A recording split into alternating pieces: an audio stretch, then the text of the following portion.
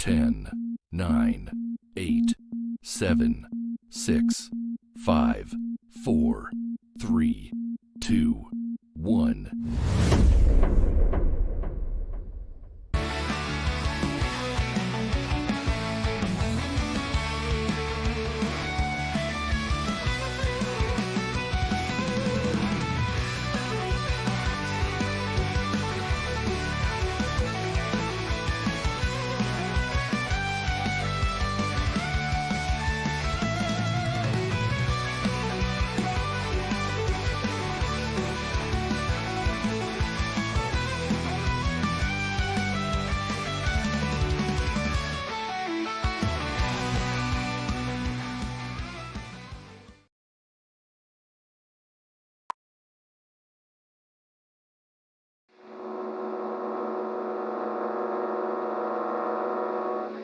Rex, do you believe in evil?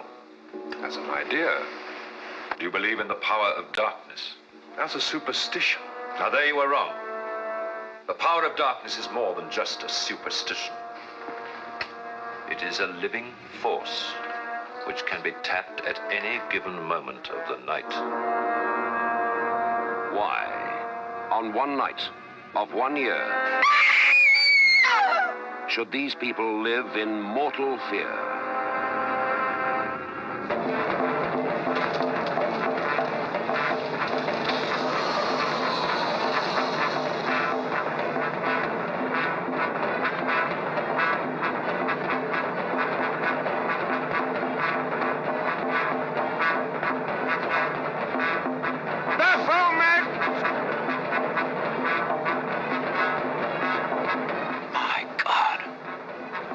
Of Mendes, the devil himself.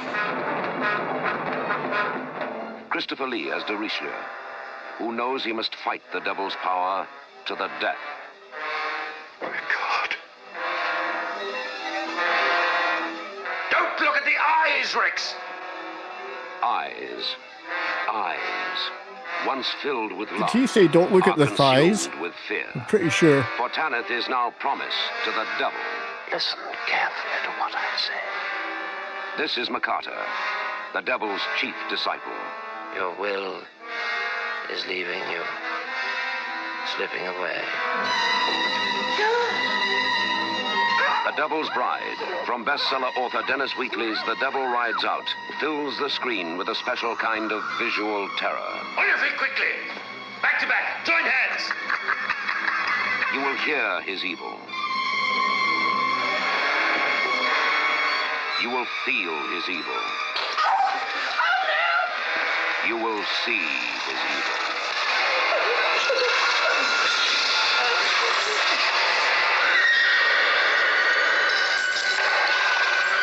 If we once catch sight of his face.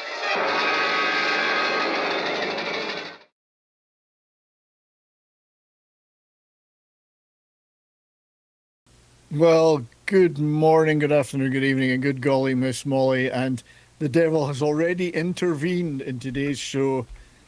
Yeah. My apologies for the technical He doesn't issues. want the truth to get out. He doesn't want the truth to get out. You're cursed, mate. The curse.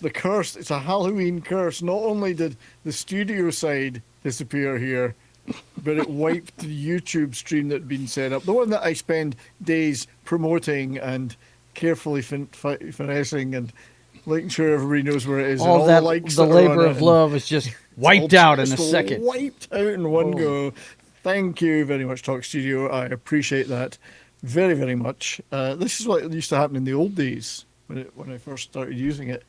Although what it did then is it would just end the stream randomly, which was usually after 30 seconds. Yeah, right. So at least this time it ended it before it even got started. So I guess you could say that's an improvement. Yes, sir. But anyway, good afternoon, everybody. Thank you for following me over, those in the chat, to the new YouTube stream, the new and improved YouTube stream, 25% better now that it's been set up again.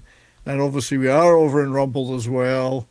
For those who are hanging around there, and I can see a couple of people, Tim and Joe. Tim's there. And we're on Twitter too. So we are live on all the things.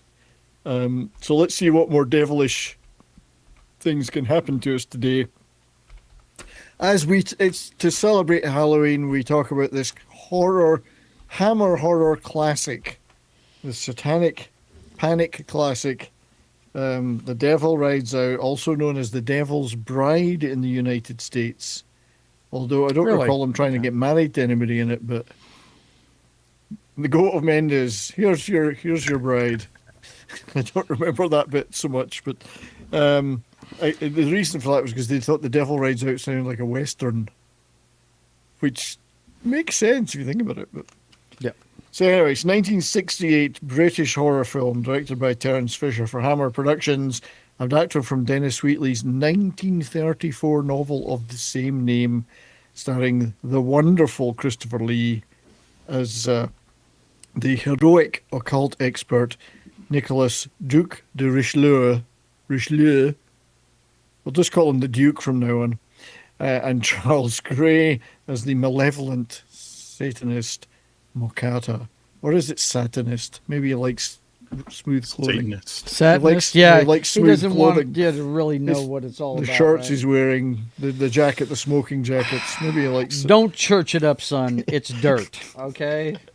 And the story blends high-stakes adventure, supernatural horror, and themes of good versus evil, set against the backdrop of jolly old 1920s England, where all concerned, Satanists or their opponents, are all very polite and and well-spoken.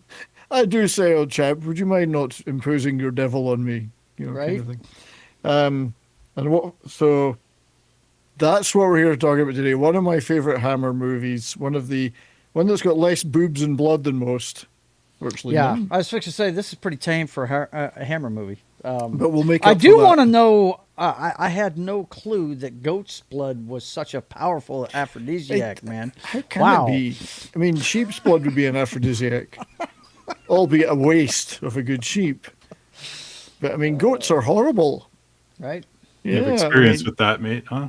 Yeah, well, that's what they say. Everybody knows about a sheep fetish, yeah. But anyway, everybody that's here in the chat, and hello to you all. If you could help by liking and sharing and all that good stuff, because that other stream is now dead in the water. Not only dead, it disappeared off the screen completely. So help by liking and sharing this one out. I really appreciate it. Hopefully we'll get a few more people coming in. There are less boobs, but I will make up for that later.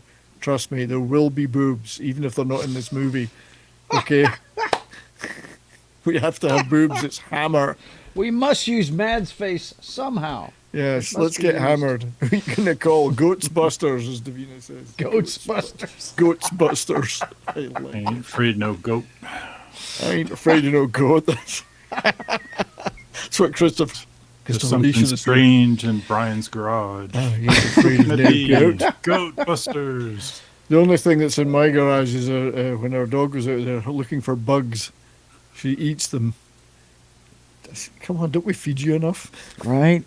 There's these little maple bugs that they feed off the maple trees here, and in the fall they collect around the houses because it's warmer. It's getting cold outside. So they hide in the vinyl siding, these little red things, and she just loves to catch them and eat them.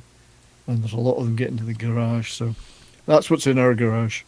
That and the torture implements, chains on the wall, that kind of thing. I was fixing to say. So anyway, here we are. I'm not dressed up for Halloween or anything, so I'm wearing all black. You know, you're wearing all black. That's going. True. And you've kind of got a very occultish look to you. Aleister Crowley, watch out! Yeah, that's right. I scare infantrymen. I've got my military police hat on. So, all right. Yes. Yeah. That's right. I scare them. Yeah. Well, that's pretty easy to do, really, isn't it? You guys got the setup. I'm in my closet office. I got to put some stuff in the back to catch up with you guys, you know. So you heard it here first. Mike is in the closet officially.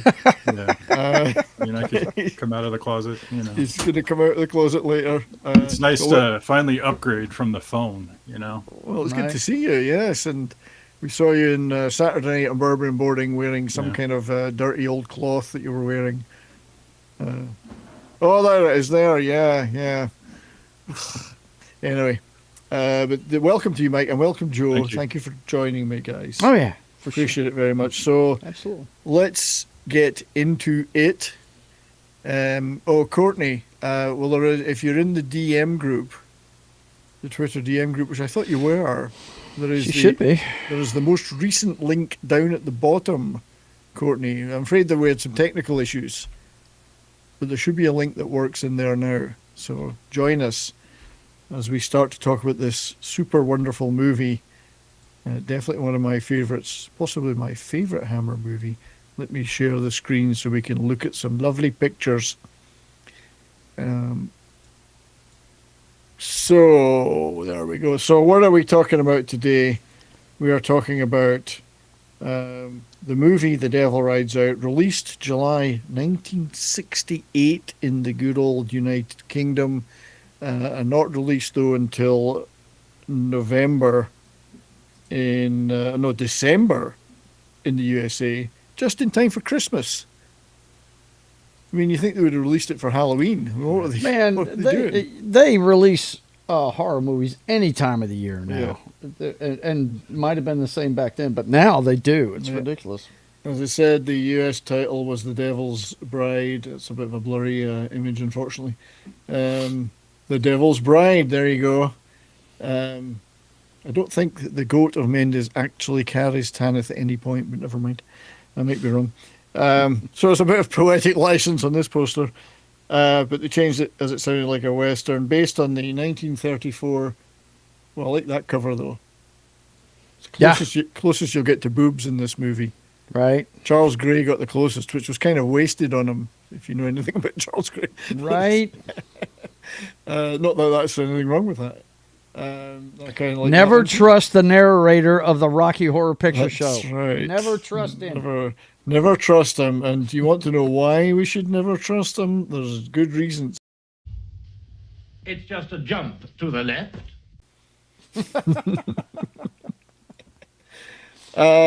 And then this wonderful poster, which we used as the thumbnail, showing Christopher Lee in a rather suave, heroic pose. Another Devil's Bride. But anyway, Dennis Wheatley's 1994 thrilling romance. It's a romance, according to this. The Devil Rides Out. Yeah, there's a little bit of that in there. The two characters, the one, with a picture of somebody that looks like Jean Harlow there. But I don't know why. It's kind of random. It's kind of random, yeah. But anyway, the movie was produced by Hammer and co-produced by Seven Arts. There's another blurry picture who I'd forgotten about as a company, Seven Arts Productions, who made rather a lot of independent movies back in the day. And then they merged with Warner Brothers at the time. History keeps repeating itself as Warner Brothers is on the block again. But Seven Arts were a fairly well-known independent producer back in that day, and I actually looked at the list of movies. There were some quite good ones in there. But like Hammer, independent producers, not part of the bigger studios. The movie had a reported budget of 285,000 British pounds. Jolly good. And unfortunately, didn't make any money. So we think, because it's hard to get box office information about this kind of thing. But it has been generally reported that it lost money. Like it only got half the ticket or rental sales in the US that it needed.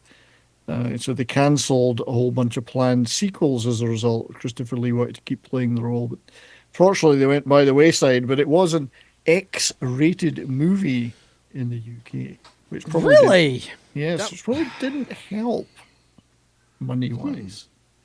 Yeah, that wouldn't help money-wise for sure. Not in that day and age, no doubt. And that was because it was a big thing in those days, and it wasn't. As you know, there's not a lot of boobs and blood in this, particularly this one. No, it's got to be the subject matter. It's the subject matter. Yeah. Yes. I mean, like, there's only been one X-rated film to ever win the Academy Award for Best Picture, and if you've seen that movie, Midnight Cowboy, and if you watched it today, they'd be lucky to put PG-13 on that today. Yeah, it had to be the subject matter. You know what I mean? Well, this would very much be a PG.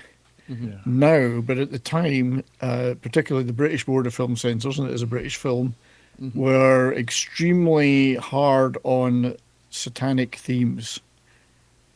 But that was about to change, and we'll talk about that in a little while. But it was an X And you look at it now, and it does seem rather slow and staid. And you know, the horror movies now, people are, you know, firing up chainsaws and Right. feeding people Yeah. into shredders, and even satanic movies got a lot harder. This one was still seen as pretty serious at the time. Well, I and it is gotta- serious in tone. You know, I watched it today for the first time, and I got a real Rosemary's Baby feel from Yeah. it. You know Well, what I that mean? was A cult competition, kind of thing. And 68 movie as well. yeah, Yeah. Mhm. Yeah. And I mean, they you paved show- the way. You show a movie like this now, it doesn't bat an eye, but back then it probably was freaking people out, you know? Yeah. Right. Yeah. And the fact that they actually dropped God's name into the lot, Jesus, all of that, I was really surprised by that. You know what I mean? You don't see that really dropped in movies This is a a lot. very Christian-focused movie, Yeah, it is. which Yeah. we'll talk about a lot through it. That Christopher Lee's character, the protagonist of the novel, his faith is strong, and his faith is a weapon. Yeah, I was wondering where his Yeah. knowledge came from of these dark arts, man. Yeah. I may have missed it in the movie because I did. And kind there of is a zone out there difference for a little bit. between that and other Hammer movies where you've got, Mm-hmm. say, a Van Helsing, who was more of a scientific guy. And yes, Mm-hmm. he delineated between good and evil, but he didn't really invoke God or Christ a lot, whereas Christopher Lee's character does. Yes, 'Cause he is absolutely. he's a committed believer. So Yep. And I know I have to say this is the first time I ever saw Christopher Lee as a good guy. it's pretty rare. Yeah. He's usually playing a vampire or Pretty something. You know? rare. I think Yep. adding that spiritual element is essential in kind of selling the plot.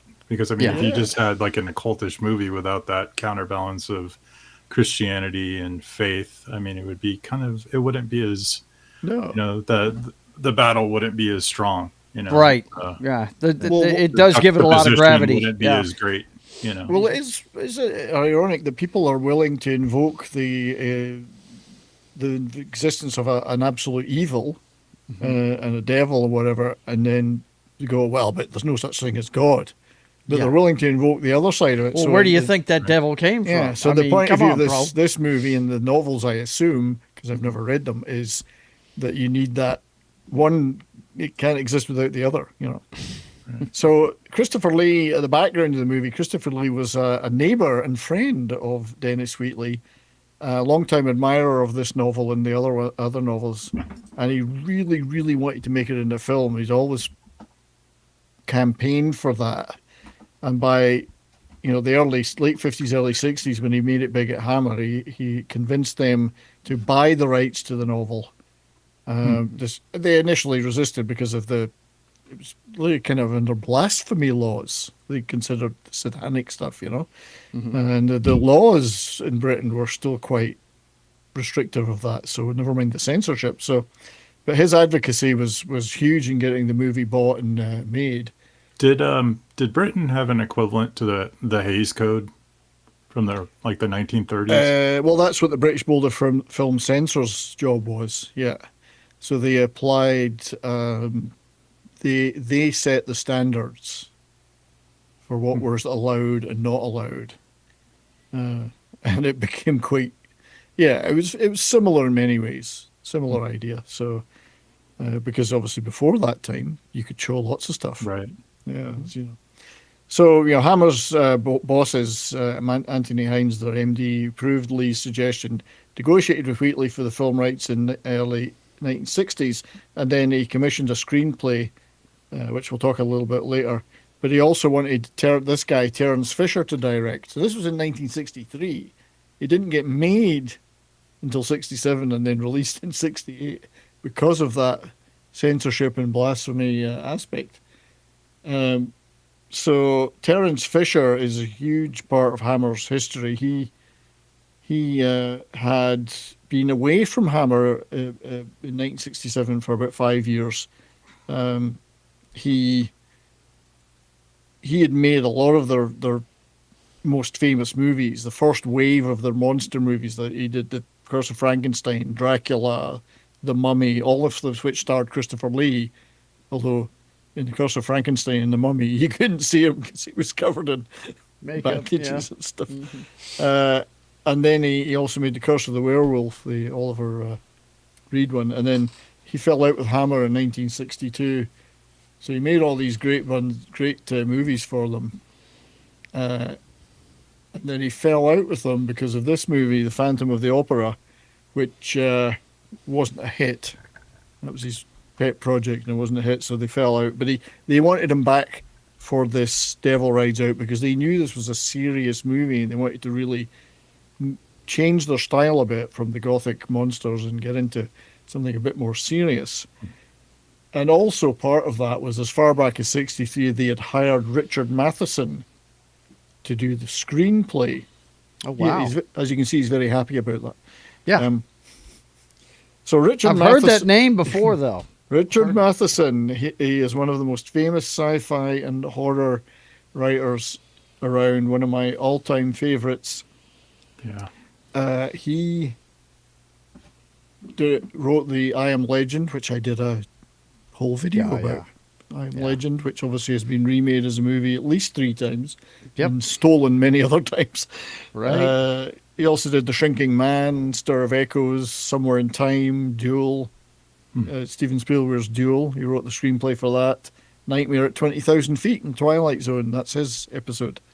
Wow. He did a whole bunch of Edgar The one Allan William Poe stuff. Shatner's on, where you see something on the plane? Written by Richard Matheson. That's badass. He's written hundreds of great stories. I did all the Edgar Allan Poe adaptations for American International, like The Raven and all those the ones that starred Vincent Price. So good they redid it in the movie with John Lithgow was the the guy that saw something on the plane, right? Did the Twilight Zone episode Death Ship. Did you ever see that one? Yeah. He's a great one.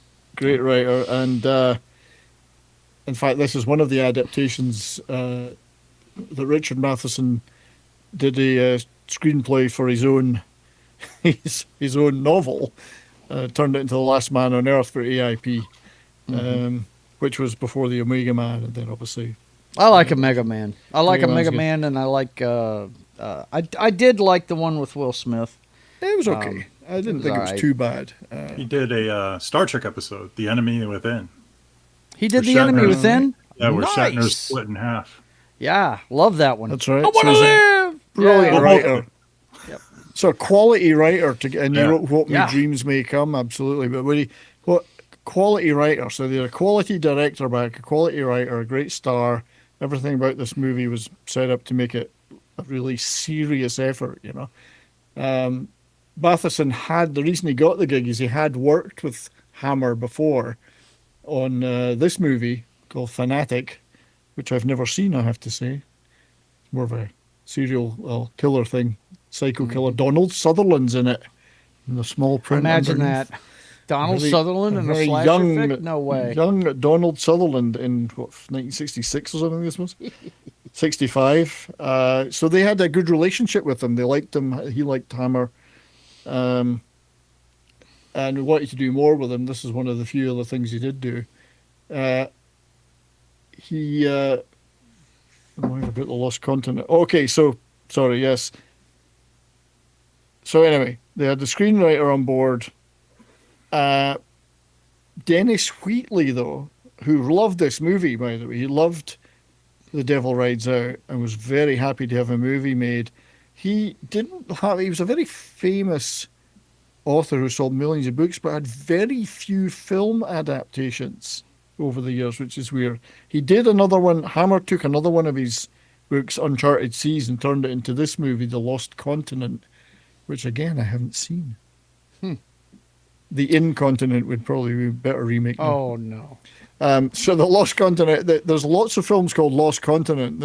So you got to be careful. This is the one that Dennis Wheatley had written the original. Look for tentacles. Yeah, look for tentacles. And then of course he did the To the Devil a Daughter. He wrote Richard Whitmark. Oh man, check it out. He Cool. didn't like this one. Dennis Wheatley didn't like it, and indeed it wasn't a big success. Honor Blackman's in it though, so yeah. What can I say? Natasha Kinski, Denham Elliott. Wow. So that was his 2 Hammer movies, and other than that, he only had a couple of movies back in the 30s, which I like when he was started to write. One called The Forbidden Territory, who I don't recognize anybody from. And this interesting one, The Secret of Stamboul, starring a young James Mason, second on the bill there. So James Mason. James Mason. You know, it's interesting. I got a question, Brian, because I'm kind of new to Hammer. Did Basil Rathbone ever appear in any Hammer films? Oh, I don't know. He didn't. He didn't obviously play Sherlock Holmes in the Hammer adaptation because that was Peter Cushing. And Christopher Lee was to the Hound of the Baskervilles. Christopher Lee was Lord Baskerville or whatever his all name these was. classic British actors. And I don't know if he did. I guess Davina might look that up for us. I don't recall Basil Rathbone being mentioned, but just about every British actor ever passed through Hammer at some point. So right. This was another Dennis Wheatley, the adapted in 2006. This one sparkled. The great late Julian Sands. Julian Sands, yes, but this one had Robert Pattinson in an early effort in it, playing a sparkly guy. He's very sparkly. Robert Sands of Boxing Helena. What a movie. What a movie that is, Boxing Helena. That is a strange, strange movie. So anyway, that was Wheatley. So for a guy who sold millions upon millions of books, he's had very few adaptations, which is weird. And I guess you could say The Devil Rides Out is by far and away the best of those. The competition at the time and why this movie was important, it's seen by many people as the pinnacle of Hammer movies. It's more of a serious movie, less boobs and blood. Was paid a lot of fidelity to the themes of black magic and spiritual warfare. And Christopher Lee got a ton of praise for his role, quite rightly. He did say it was his favourite. But it was released, as you said, same year as Rosemary's Baby. Yeah. So 2 satanic-themed movies. That happens a lot in Hollywood. Two movies coming out at the same time with the same kind of theme. It happens a lot. And it helped to mainstream satanic horror as a important part of the genre, as a subject that maybe had been avoided, particularly in Britain, over the years. It seemed that these two seemed to launch a trend, because I remember Demon Seed back in the day. Oh, yeah. Crotus. And then also in 1968, although it's a different genre of horror, was Night of the Living Dead. I noticed they blurred the boobs out on that one. Mm-hmm. So that was that was the kind of the competition in that year in terms of horror. Three very important movies, I think. Mm-hmm. But also was ahead of its time in many ways because it introduced things like, not much later, you got The Exorcist, where they upped the effects, obviously made it a bit more gory. And then this British one, which I always enjoyed back in the day, The Devil Within Her. I'm sure Joan Collins has experienced the devil within her many times. But she was 100, right? She was married to Dick how many times? No, I'm thinking about somebody else. You're thinking of Elizabeth Taylor. Yeah, Caroline Munro. Caroline Munro's in this one. Look out. Carolyn Munro. Yeah. You're talking about Richard Burton? Yeah. Richard Burton and Elizabeth Taylor, yes. Yeah. What was that guy that Elizabeth Taylor married a guy and they called him Bungalow Bill because he had nothing upstairs. Can't remember the guy. But he was rich though. So, as I said, alas, there are no boobs in this movie that we're about to talk about. So, as a result, we're going to have to just show some boobs from other Hammer movies just to remind ourselves of what we're missing. It wouldn't be a Hammer stream without boobs. So, you're a dirty old man. Dirty old man. We are. Veronica Carlson. We are not apologetic about it. We are not apologizing. No. It's one of the great... Let me lock my door so my wife doesn't come in. It's a couple of the greatest points of Hammer films are the boobs. I'm telling you, man. Caroline Munro. The great Caroline Munro, obviously. We cannot talk about Hammer without her. How about Ingrid Pate? In that wonderful movie we covered a while ago, The Vampire Lovers. Mm-hmm. That was a good stream. Check it out if you haven't seen it, everybody. And Madeline Smith. Lovely. Another movie we will be doing sometime, Raquel Welch and 1 Million Years BC. Look out, 1 million years BC, the cave woman. Hey, Fuzzy Bridges, Shawshank Redemption. Yeah. Hey, Fuzzy Bridges, what are you hiding? Yeah, that's right. Ursula Andress in the movie She, another great Hammer movie. She certainly puts on a good front. Ursula Andress, as I used to call her. Can't remember who this is. I know it's Christopher Lee at the back. But, Yeah. Julie Edge in Legend of the Seven Vampires. And then we had the Twins of Evil Girls, the Collinsons. Oh boy. Oh boy. And She's out there. And then the Captain Kronos Vampire Hunter, which is another great movie we must talk about someday. So that is just to make up for the fact there are no boobs in this movie. There we go. The Hammer Girls. The Hammer Girls. Forth. We salute you. We salute you. We don't forget you. And all right, Brian, time to put a calendar together. Yeah. Go to a printer. There probably is one already. What slipped through? I didn't see anything. I don't know what you're talking about, Read by Nature. I saw nothing. Don't know what you're talking about. No. Right, on to the cast of our wonderful movie today. Christopher Lee, Nicolas the Duc de Richelieu. I can't speak French. Give me a break. It's okay, bro. A character who appeared in 11 of Wheatley's novels. Described as a wise and authoritative occult expert who leads the fight against a satanic cult using his knowledge of white magic. It's a bit toxic, that. And Christian faith, even more toxic, to rescue his friends and thwart the villainous Mokata. That's what I ask. That's what I ask for when I go to Starbucks. Can I have a medium Makata, please? He was the first professor against the dark arts. That's right. Check him out. This is indeed possibly the most overtly Christian Hammer movie, as he uses his faith quite openly as part of the fight in the movie. Yeah, he recognizes something's wrong right away, man. Yep. That's right. And this is, as well, he stated later that this was his favorite role in any Hammer movie. Like I said, he played bad guys all the time. Of course, he gets to play the hero. He's Tom Hanks in the Da Vinci Code in this, man. He's the hero, you know? Yep. Yeah. And he's perhaps the most iconic figure in Hammer. Obviously, you've got your Peter Cushings and others that have been in many, many Hammer movies. Christopher Lee's probably most associated with it. He did appear in over 20 Hammer movies, played Count Dracula in seven of those. First appeared in The Curse of Frankenstein, although obviously he looked like the Frankenstein's monster, so you couldn't really tell it was him. Now, Brian, were these like midnight movies? Yes. In Britain, like play at like 11 o'clock at night, get a crowd together, and these would not be on earlier in the evening. No.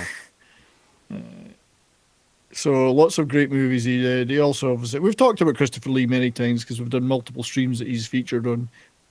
Well, he's a Hollywood icon. He's known around the world. James Bond villain, right? He's the man with the golden. Yeah, here he is as Baskerville in The Hound of the Baskervilles. This is one of my favorites, Mr. Midnight, in that Australian movie, The Return of Captain Invincible, which if you've never seen, is hilarious. Alan Arkin plays the titular Captain Invincible. Get out of here. Alan Arkin. This is a hidden gem, this movie, and Christopher Lee sings in it. Oh, I was fixing to say that's got to be a musical number right there. It looks like something out of Staying Alive, man. Yeah, oh my this God. Is one of the greatest movies ever made and not seen. And so was he regulated to like B-rolls in the 80s? I think it really took the the prequels and the Star Wars prequels and then Lord of the Rings to catapult him to international. Right, because he was basically cameos in a lot of stuff. You know, people knew who he was. A lot of European Police Academy 6. Yeah, right, that kind of thing. But Count Dooku in the Star Wars prequels, that was a good role for him. And then he became internationally famous. He was known by many people anyway, but that made him an absolute star overseas. Yeah. Did a lot of European movies, Italian and other stuff. Prolific actor in his day. Yeah, George Lucas must have been a Hammer fan because he used Peter Cushing in the original Star Wars. Right. You know, he probably was. Yeah. Yes. You may fire when ready. Yes, a true Renaissance man, actor, singer, shredder.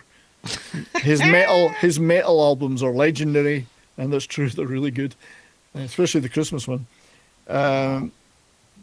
special operations executive in World War II. Yeah. And step cousin to Ian Fleming. Wow.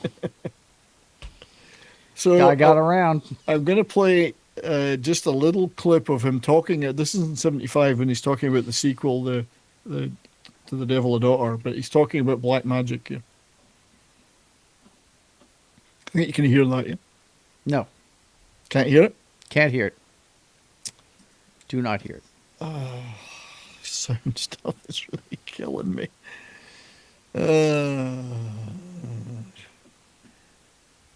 It's all set up to work. Mm-hmm. Yeah, it even works here. I can see it working in the mixer. Hmm. Oh, he was in The Wicker Man. Remember what I told you the Wicker before? Man. Yes. Switch it off and switch it back on in the talk studio. And you should be fine. It likes to do that. I have to do that with my mics a lot. All right, we're going to try that again because I want to hear just a few seconds of what he's talking about black magic, because he was into this stuff. Mm-hmm. And it kind of mirrors his character in the movie. Do you regard black about magic now? as being purely fictitious, or is there some truth in it? Some truth. 100% truth. There is nothing fictitious about black magic, in any way whatever. It is a fact.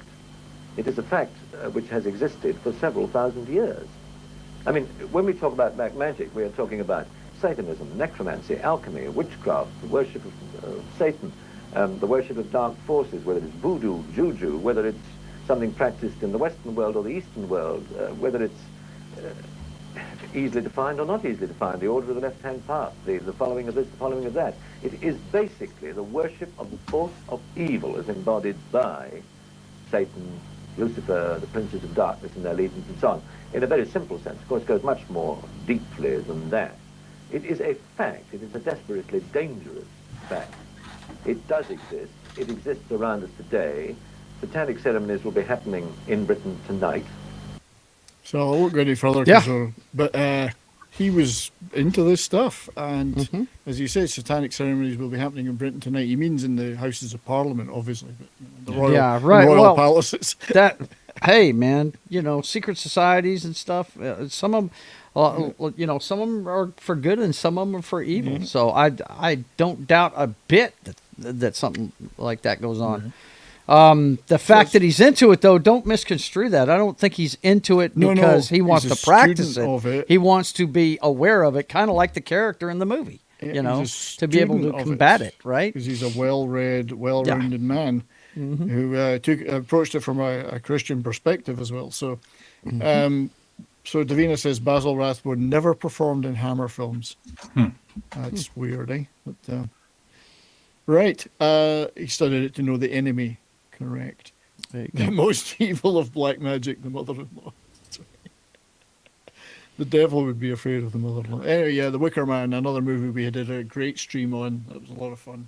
So if some people don't know what juju means it comes from the traditional African religion, popularly known as voodoo. Juju practitioners. Juju eyeballs.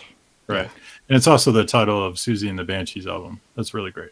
Yeah. Really? Huh. Yeah. Indeed. I mean, being from Louisiana, we hear about voodoo all the time. I mean, it's big down in New Orleans.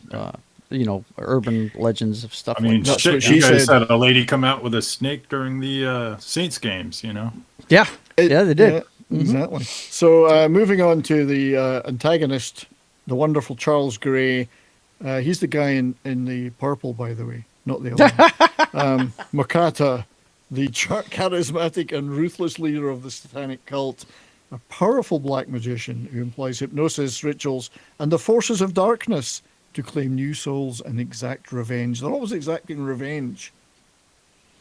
I mean, revenge seems to be the primary driver. Yeah, it seems to be the driving force. Yeah, they're all trying to get back at somebody that they think wronged them. Yes. I just thought, where are the white? It reminded me of a Klan meeting. It was like, what the hell? He's the Grand Wizard. Yeah. What the heck? You were going to say, where are the white women at there? Right. Charles Gray. Obviously known for some roles, fairly important roles. This is the only man, I think, to be in a Bond movie to be killed by himself. Right. So, first of It's all, true. in You Only Live Twice, Dicko Henderson, Japanese expert. And then in Diamonds Are Forever, he is Blofeld. Yep. So he plays the guy that kills himself in the earlier movie. Well, not that Blofeld went out and did it himself. Of course, he just Little ordered it. trivia about this movie. 2 miles down the road from where I live is the funeral home where they shot. Oh, yeah. opening scene. Really? Wow. Yes, yes. 2 miles down the road. Forever's in Very Vegas. cool. Yeah. And of course, the narrator in the Rocky Horror Picture Show. Yes, yes. Fun fact about Charles Gray: he attended school with Benny Hill. He Get was in out the of town. Same year as Benny Hill. Why does that not surprise me? I got me fingers stuck in me bum. Benny Hill, one of the funniest guys that ever lived. I have a little bit of Charles Gray in those two roles. So this is him in You Only Live Twice. Oh, it's not Russia, old boy, I'm sure of that. It's not Japan, either. Although, a large Japanese industrial concern is... Oh dear. That's the end of him. I was confused because I thought he was, when I was watching The Devil Rides Out, I thought he was a different actor. I thought it was Anton Differing. Oh, him, yeah. Yeah, no, it's Charles Gray. They look very similar. And then, of course, Diamonds Are Forever. Yeah. Good evening, Mr. Where he Bond. plays multiple Blofelds. Good evening, 007. There he was, stroking his pussy. Double jeopardy, Mr. Bond. Yes. You killed my only other double, I'm afraid. That reminds me of Are You Being Served? Understand. Right. Mrs. Slocum's pussy, yes. We're always very concerned about that. The pussy was very cold this morning, so I had to turn on the heater. This is how bad the show gets, how it degenerates. But anyway, Charles Gray in some of his most famous roles. He was pretty smooth. Yeah, he's a good actor. He was good, yeah. He did a lot of other stuff in Britain. This is the stuff that he was known for internationally. But I mean, never forget the narrator. He added the gravitas to Rocky Horror Picture Show. Yeah, he did. He did. Diamonds Are Forever is not a very good Bond film. No, it's No, not. it's not good, no. Look, Sean mailed it in because they drug him back to it with a whole bunch of bread. He said he was never going to do it again. And they said, wait, you don't understand. George Lazenby killed us. We need you. Great theme song, but that's it. Yeah. Diamonds Are Forever. And we did a great stream about 3 years ago now, Bond themes. We all ranked our Bond themes. That was a good stream. Leon Greene, who plays Rex Van Ryn, the Duke's loyal aviator friend and fellow adventurer who aids in the rescue and provides practical support. Leon Greene was a very interesting guy as well because he wasn't really an actor. He was an opera singer who got into acting. Wow. Bass, in fact. He was a very low voice. Baritone? Baritone bass. No, he's below that even. He was a bass. And we're going to talk about what happened to him in this movie in a second because he was dubbed, which is really weird. And he did a lot of stage work, and then he ended up in this movie, which he was on stage in as well. A funny thing happened on the way to the Forum, which I haven't seen for many years, but I seem to recall quite fondly as quite a funny movie. Oh, Zero Mostel. That's our Hitler! That's right, yeah. So there he is in the Forum. Funny thing happened on the way to the Forum. He was a big guy. He was a very imposing, statuesque guy. He did a lot of carry-on movies in Britain, if you know those movies. And also was in Flash Gordon. He was the general. That's him? He was the general in charge of the control room. Oh, nice. In Flash Gordon. So nice. Hat tip to Leon Greene for that. That's You gotta awesome. say that's an awesome piece of trivia. I wonder how many people were beating down the door to get a cameo in that movie. Oh, it was good. Because I mean, it inspired everything that came after it. You know, Star Wars and all that stuff. Gordon's alive. Yeah. Gordon's alive. I've got Flash Gordon clips, but I need to upload them onto this platform so I can play them. I did have. Oh, I know what I've got. There you go. Flash Gordon was on HBO like every year, man. Yeah, it was. There you go. Yeah, love that movie. Love it. But he was dubbed. For some reason, they dubbed his voice. Because somebody said, I think it's because he sang every line. Oh, you gotta be kidding me. Wow. Yeah, but they dubbed him, which was really weird because he didn't get dubbed in other movies. But he was dubbed by this guy who's a veteran UK voice actor called Patrick Allen, who was in tons of commercials and other things when I was a kid. His voice, he narrates the trailer for this movie. So he does a lot of voice, trailer narration, as well as acting. He actually narrated a promotional film for You Only Live Twice, but he wasn't in the movie. But he also played Rushton in The Wild Geese. There he is on the right, which we did recently. He was in Blackadder, which we've talked about. He was Philip of Burgundy in the first season, Blackadder's nemesis. And if you've ever listened to Two Tribes by Frankie Goes to Hollywood, all the stuff at the beginning of that about the nuclear war precautions, it's all Patrick Allen doing it, because he did a series of UK government protect and survive movies in case there was a nuclear war. He did all the public information films, so they took a clip of him doing that, put it at the start of this record, which was a big hit back in the day, of course. Two Tribes. Frankie Goes to Hollywood. Yeah. Relax. So I mean, he did tons of other stuff. He was on it's a lot of comedy shows in his later years in Britain as an announcer. So lovely guy, and also married to one of the cast members of this movie. So. Well, not one of the main, I have to say. This is not a modern movie. So Nikki Arigi,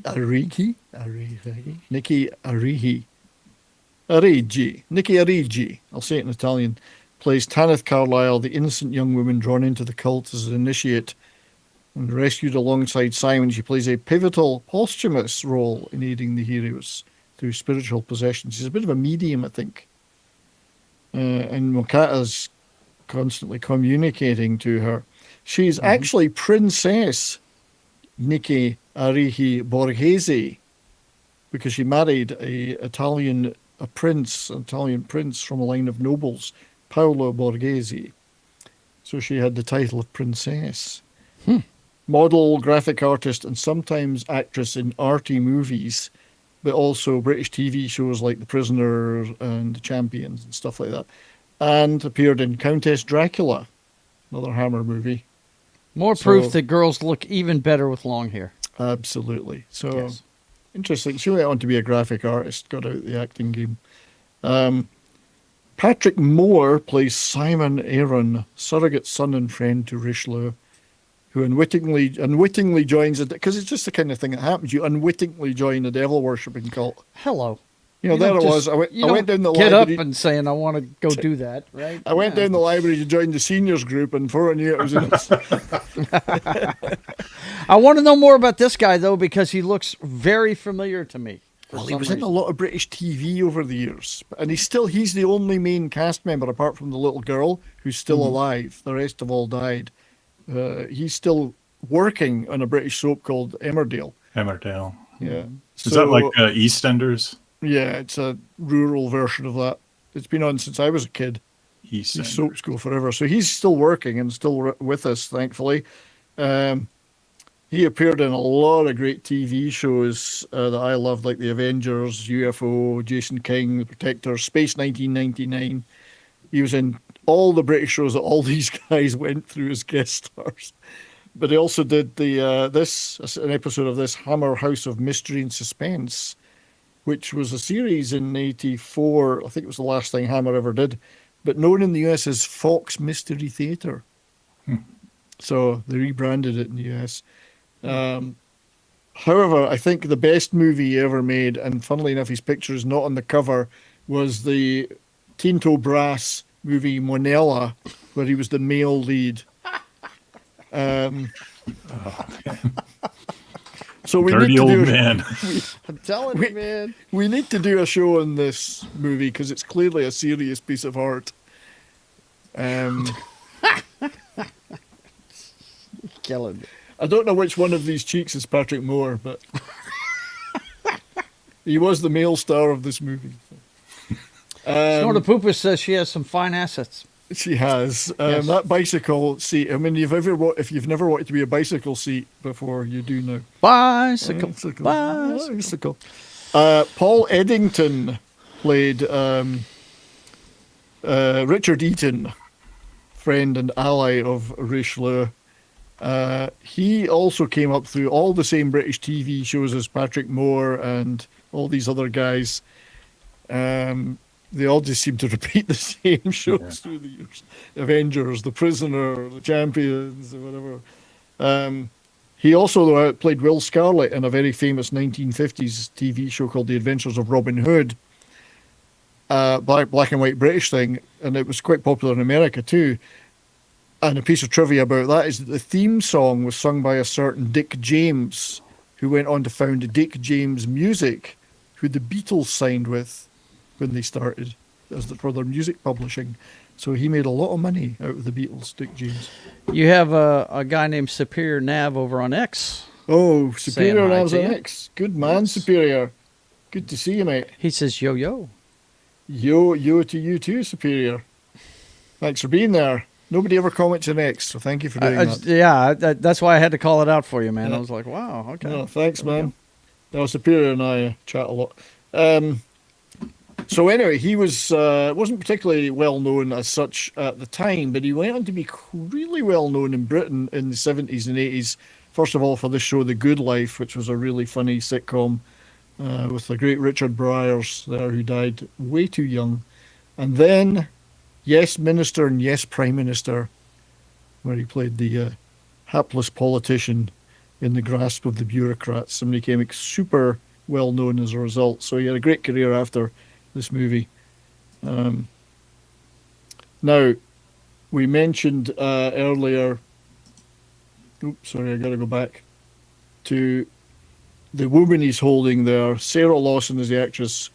Marie, the character, his wife in the movie. In real life, she was the woman that was married to Patrick Allen that did the voiceover of Leon Greene.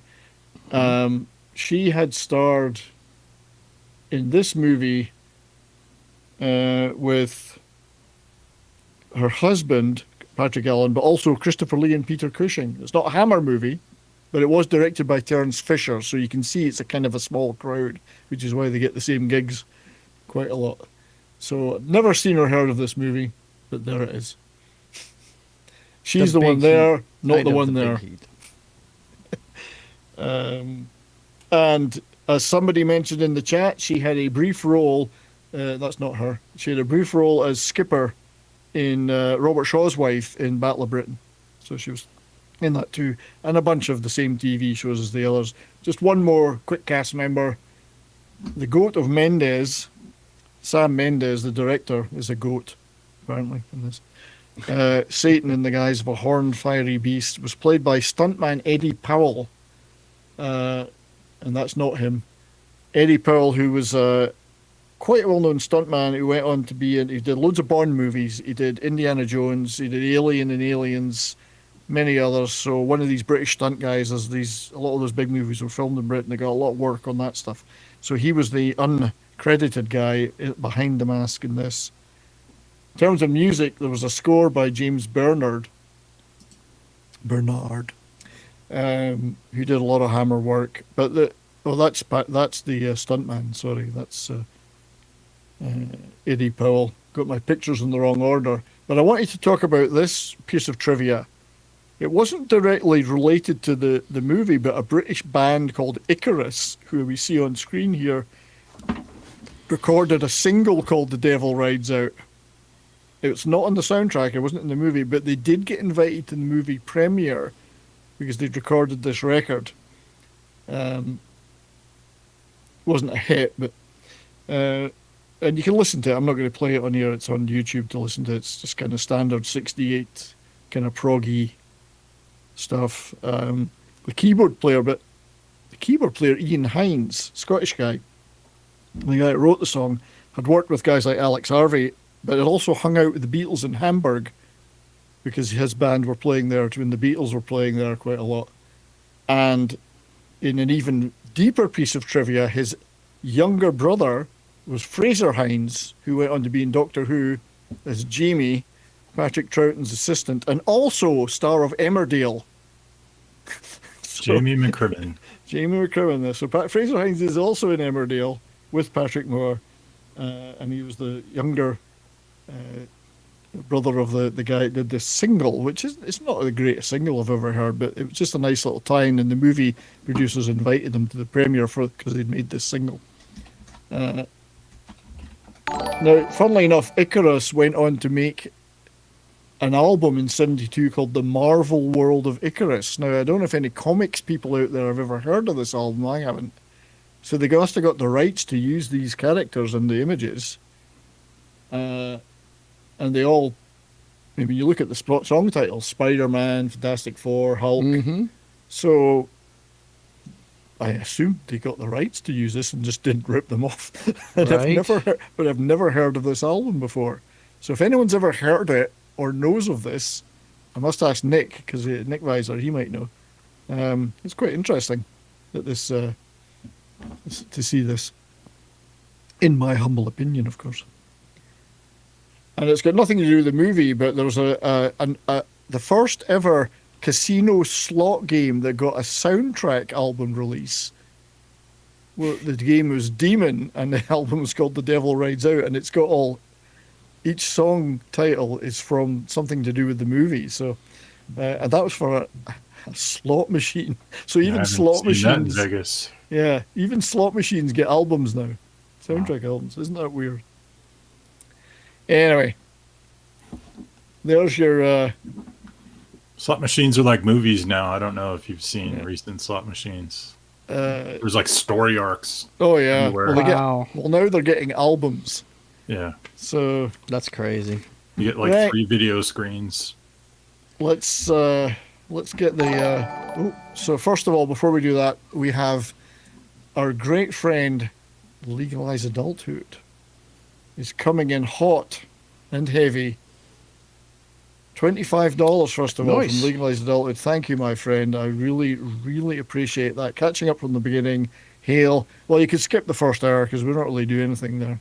We're just killing time. Thanks for that, mate. And then you've done it again. You've done another $10.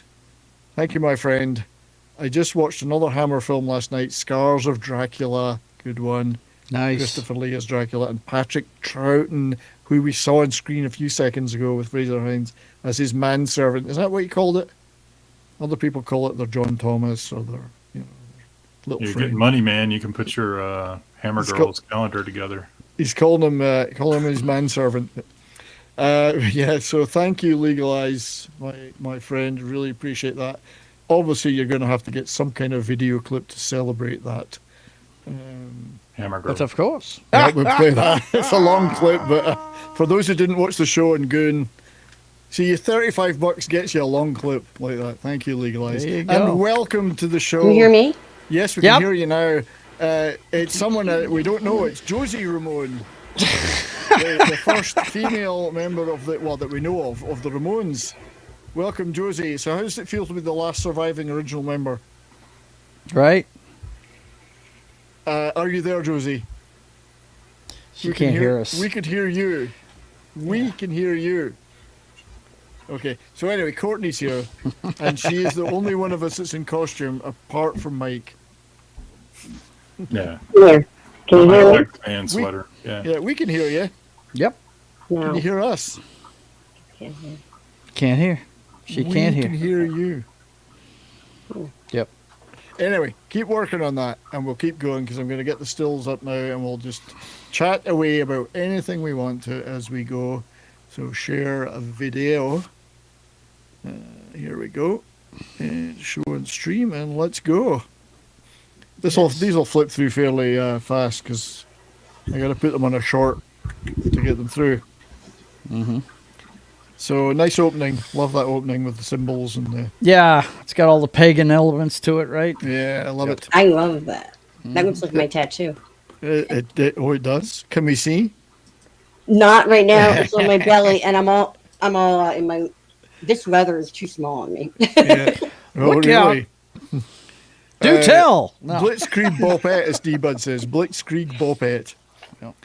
So what I never did was I should have pulled up the internet plane aircraft database and the internet car database for this movie, because there's a ton of vintage cars in it, and then there's that plane. There's loads of great vintage cars. I didn't have time to look into that. There's probably a couple of Rolls Royces and whatever Bentleys or goodness. Are your headphones over or under the wig, Courtney? They're under. And I can hear now. I had to set it up the on here. You know what I mean? I had it all set up on my computer, thinking, but I figured it out. It's never what you think when you're dealing with Talk Studio. You got to mess with it a little bit. Well, it's good to see you, though.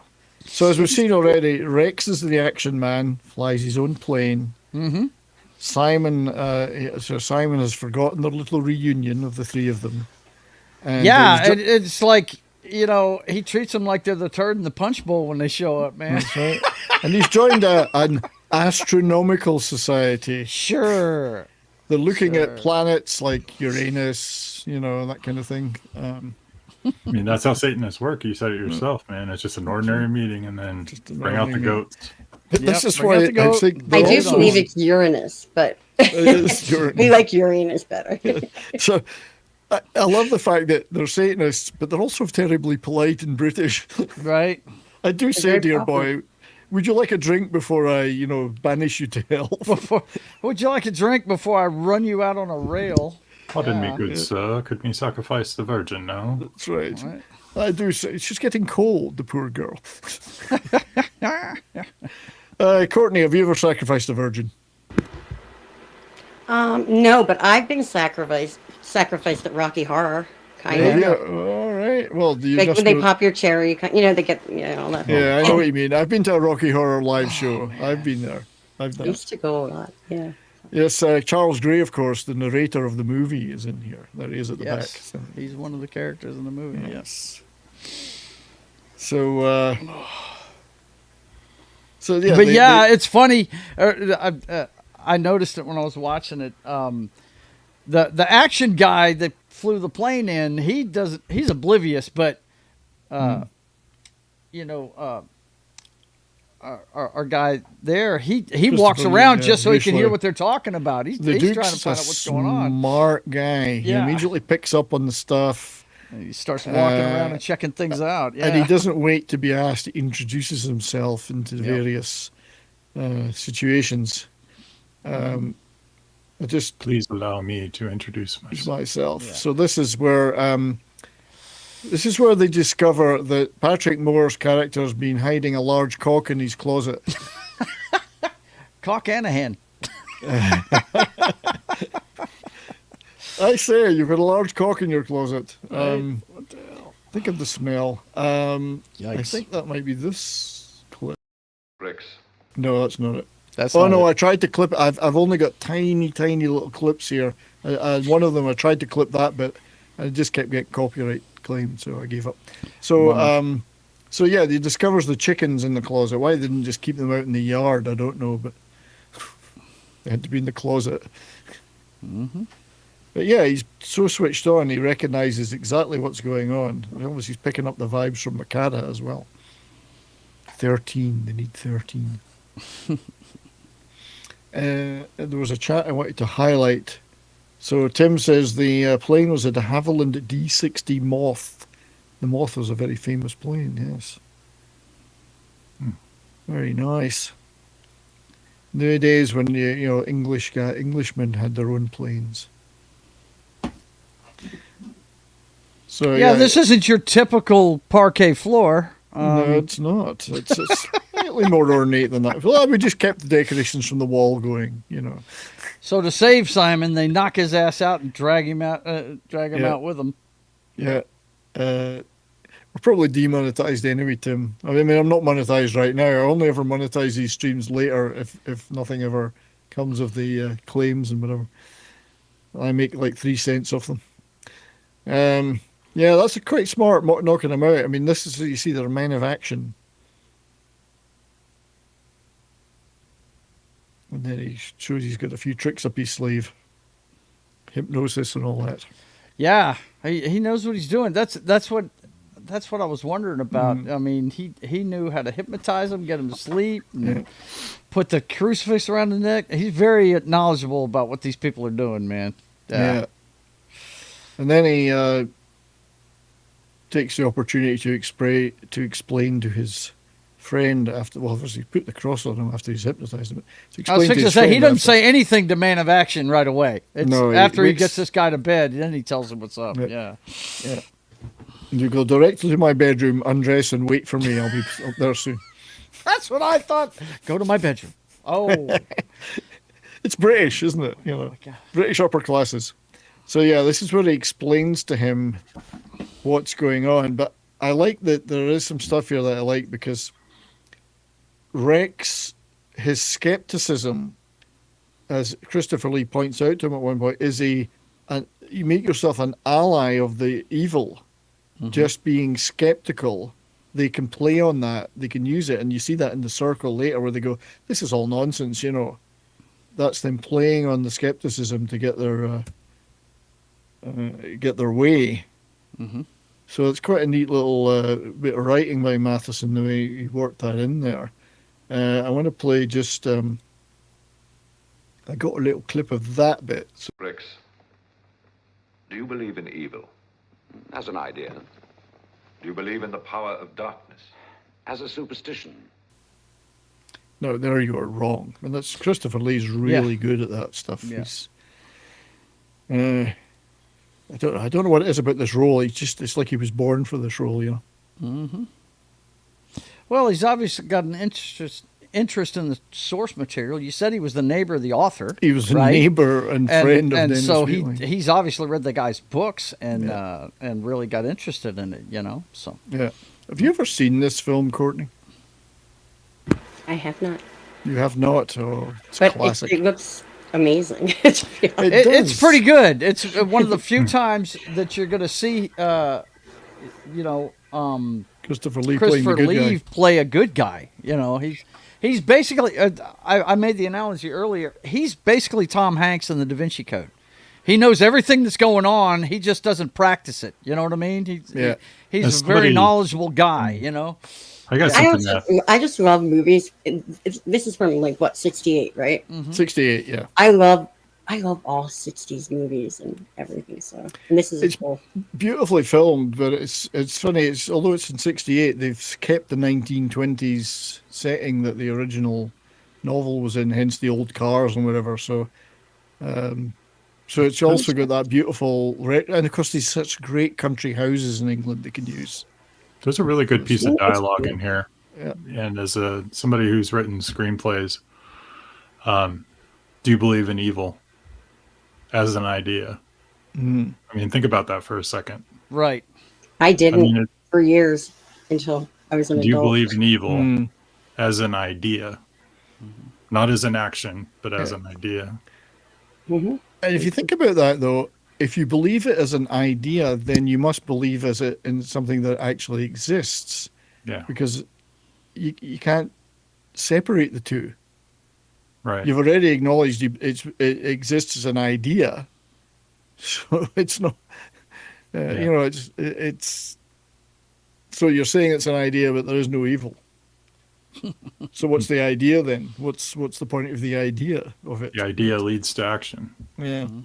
Exactly. So they're going back to figure out where Patrick Moore scarpered off to out the window. He's always jumping out of windows in this. Him and the Tanith were forever jumping out of windows. And I do love this set. I mean, it's great. I'd like a room like that. A big mural on the floor. Yeah. Maybe not that one though.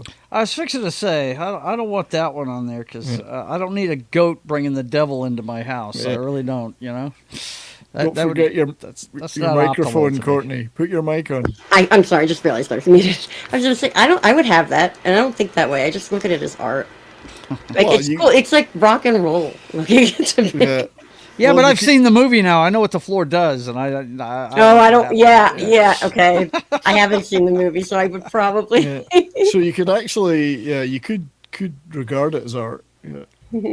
The left-hand path. He mentioned that in the In the interview that I showed on YouTube, and I can't remember the channel it was on, he goes on to talk about all the different names for these satanic things that you can do.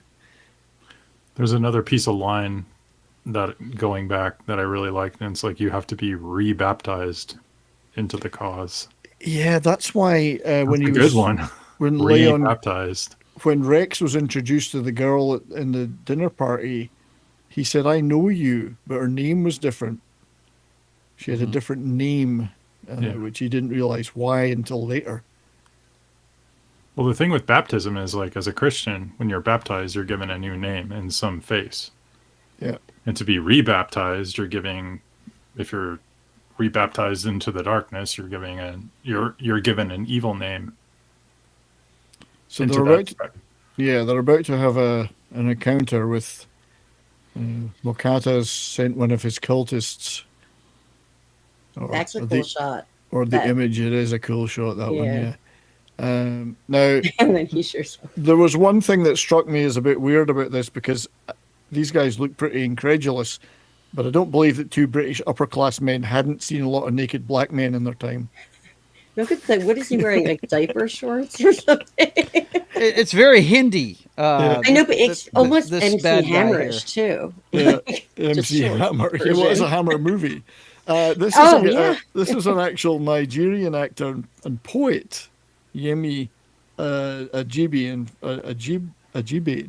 Forgive me for mispronouncing his name. Good job. You tried. Poet Yemi Ajibade, it could be.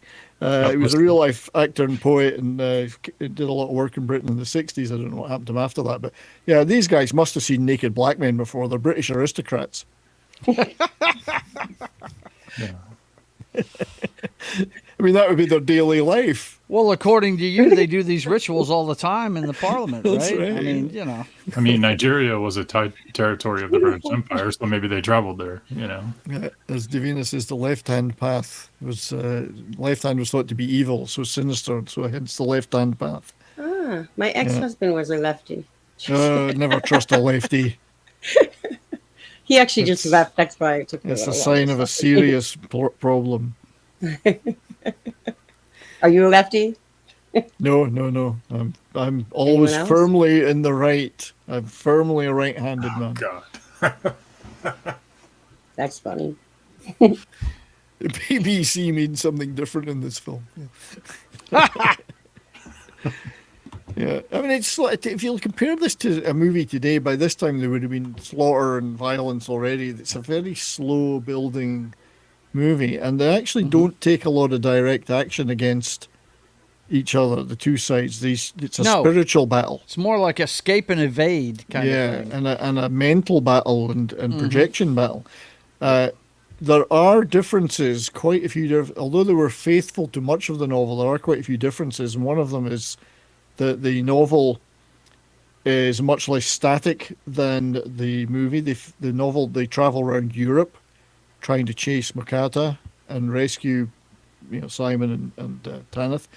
Whereas in the book, they stay firmly in one or two sets in Britain, partly for production cost purposes, of course, but partly because Richard Matheson said, well, we've got to strip that down. If we're going to put it in a 90-minute movie, we've got to cut that right down and just set it all in England and don't have them going to Greece and all these other places in Europe and trains and planes and whatever. So that's one of the differences between the two. And they've changed other aspects, like the novel is a little bit more of a sort of a multi-dimensional astral plane thing going on with projections into other dimensions. Here they make it much more a straightforward occult, good versus evil rituals, and the ending is different in some ways as well. But generally, the Wheatley and Lee were pretty happy with the fidelity to the story. But yeah, Tanith is kind of caught somewhere in between the two worlds. It's like her and Simon are very reluctant to be part of this thing, but they're part of it nonetheless. And Mokata has this way of talking directly to her. Yeah. Yeah.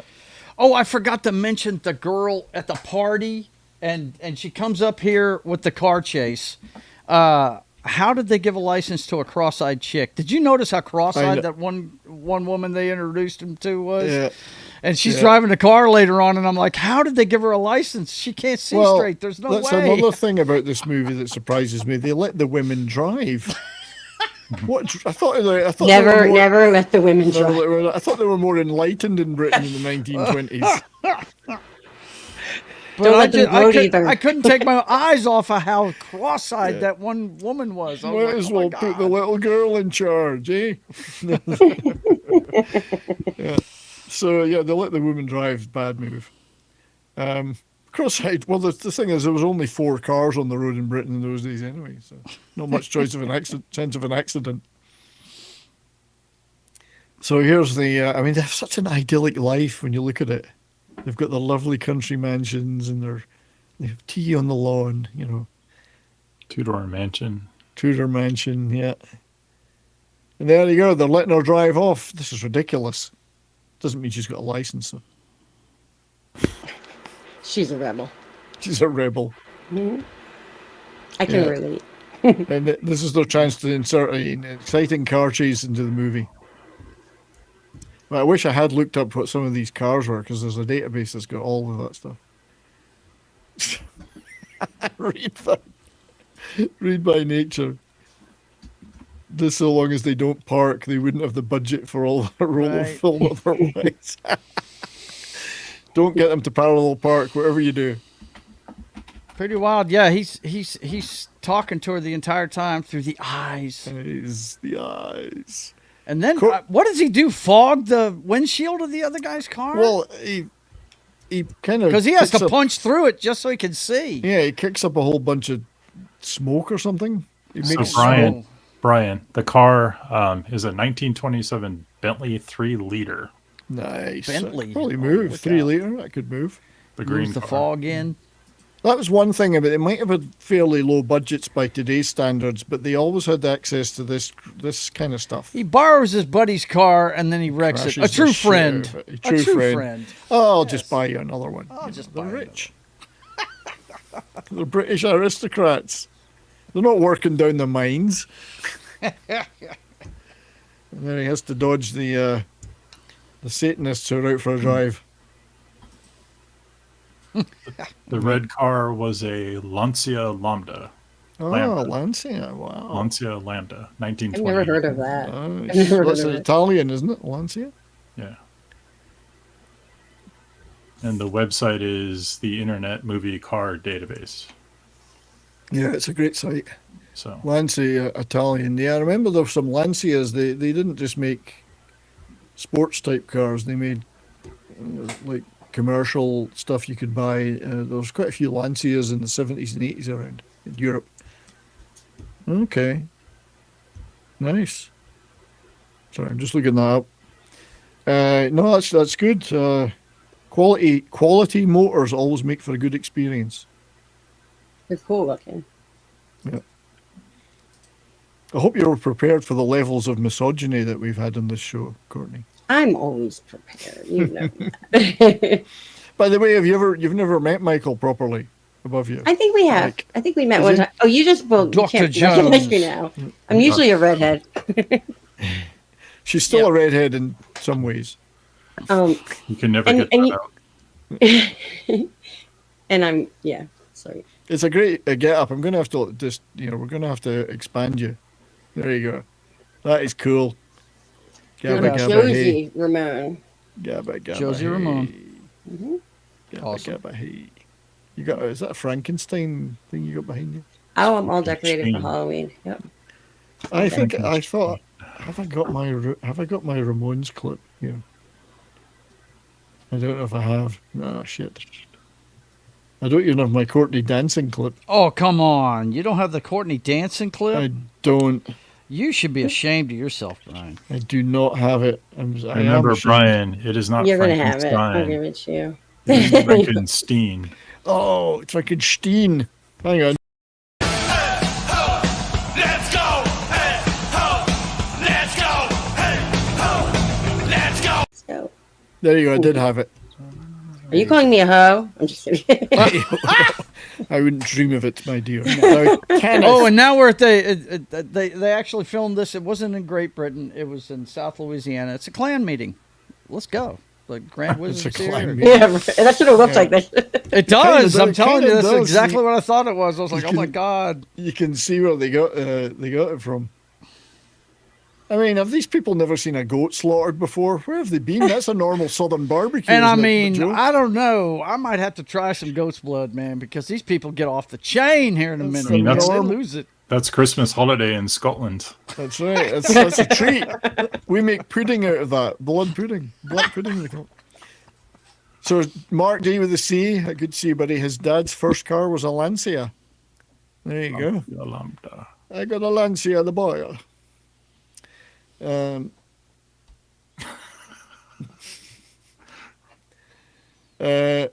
Mark saying, my old man's a television repairman. He's got this ultimate set of tools. I can fix it. I can fix it. I know that quote, buddy. That's Fast Times at Ridgemont High. Yeah. He's got this ultimate set of tools.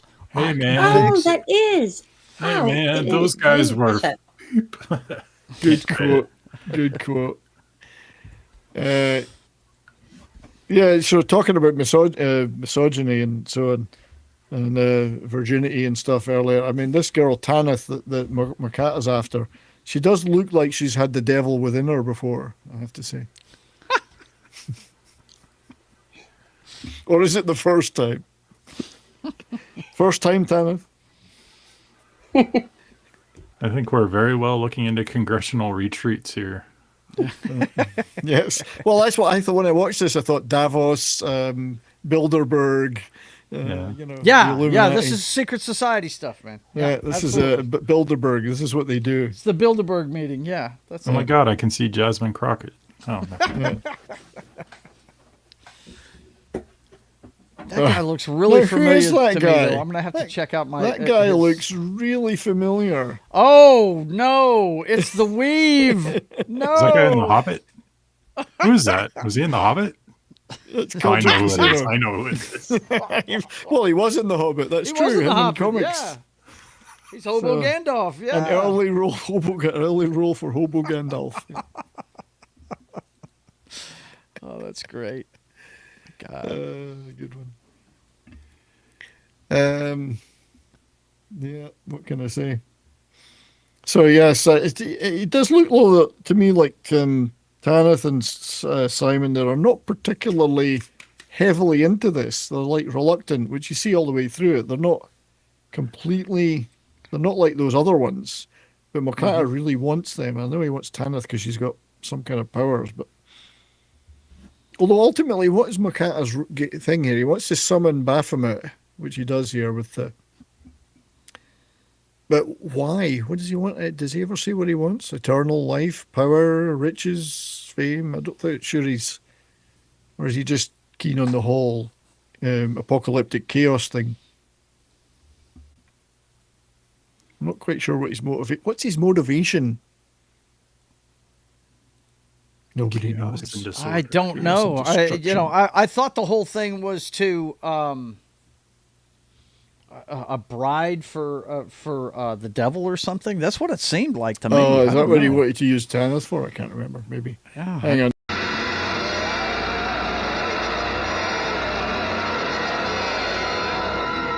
The goat of Mendes. That was the goat of Mendes. The sheep of Mendes. Where's Mendes?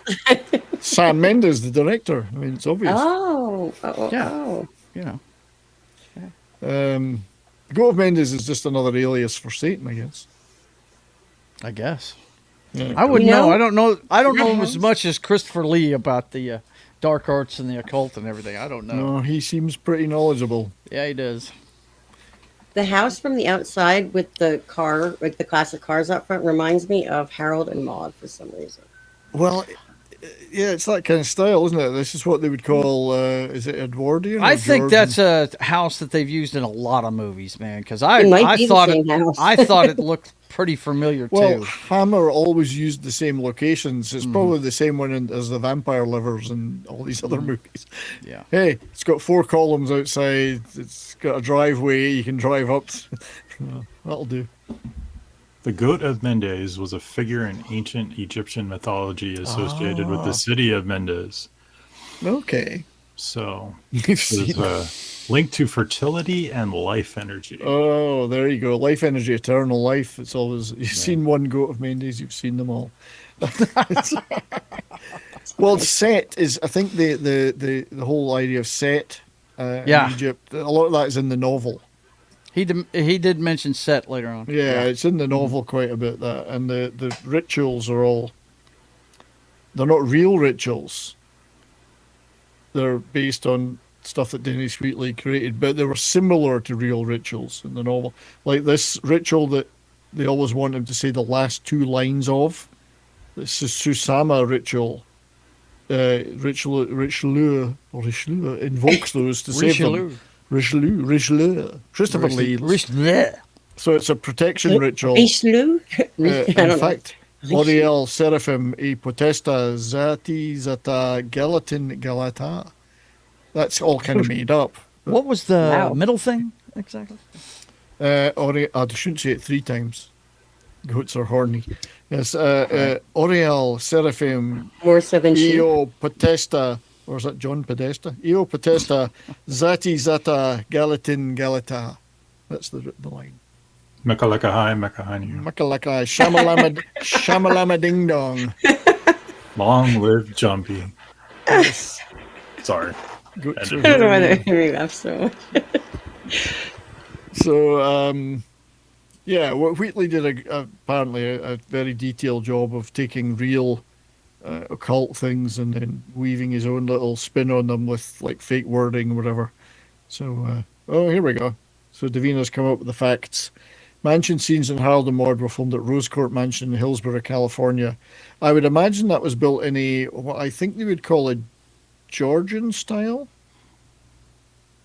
Like sort of that turn of the century, just post turn of the century architecture. So I may be wrong though, I don't know. But yes, those would be built in the British style. Right. Because that was seen as classy. So Makata's, again, he doesn't just kind of storm in here with a bunch of cultists, kidnap people and burn the place to the ground. He comes around and tries to persuade, first of all, and then utilize his powers to get Edith here to give up Tanith and Simon. And he asks where they are. I mean, he should just have looked upstairs. That's what Christopher Lee would have done. He just walked upstairs. But he doesn't hide who he is, which I like. I guess his powers of persuasion, because of he's got these hypnotic powers. He's picked the right guy for it, because he's got the eyes. Great set design, because the color red in the occult symbolizes vital force, passion, protection. Yeah. Often linked to blood, fire, and power with the seat and the couch. Yeah, I know. It's pretty well done, that. It's been very carefully staged, which is nice. This movie has really good set design. Yeah. Really Neoclassical Georgian colonial. I thought it was Georgian, but I'm not an expert, so... These are I don't know this much. The production value on this movie's like a step above most Hammer movies. It really is. Well, I mean, they were always great with their sets, but I think they've really... Because this isn't like a Gothic thing where you could throw lots of different stuff in and get away with it. No. They've had to really make this just right. Like that Simon's astronomy room there. Beautifully designed. Really nice. It's a strange episode of Downton Abbey. It's the episode of Downton Abbey where everybody gets slaughtered at the end. Which is probably the best episode. Look at those eyes. Goodbye, Maggie Smith. Goodbye, Maggie.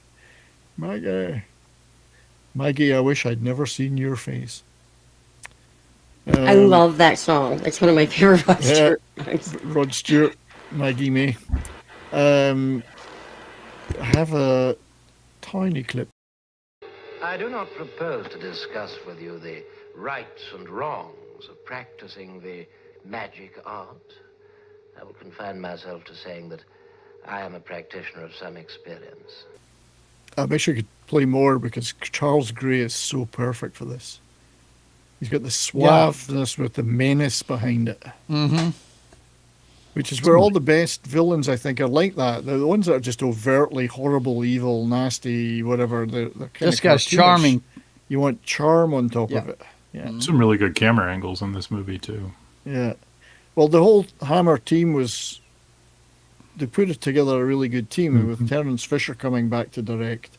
Great screenplay. They put a lot of effort into making this. They thought this was going to be the start of a new era for them commercially, and it unfortunately didn't work out that way for some reason, because this would have been a great start to a series of movies and expanded the range beyond monsters.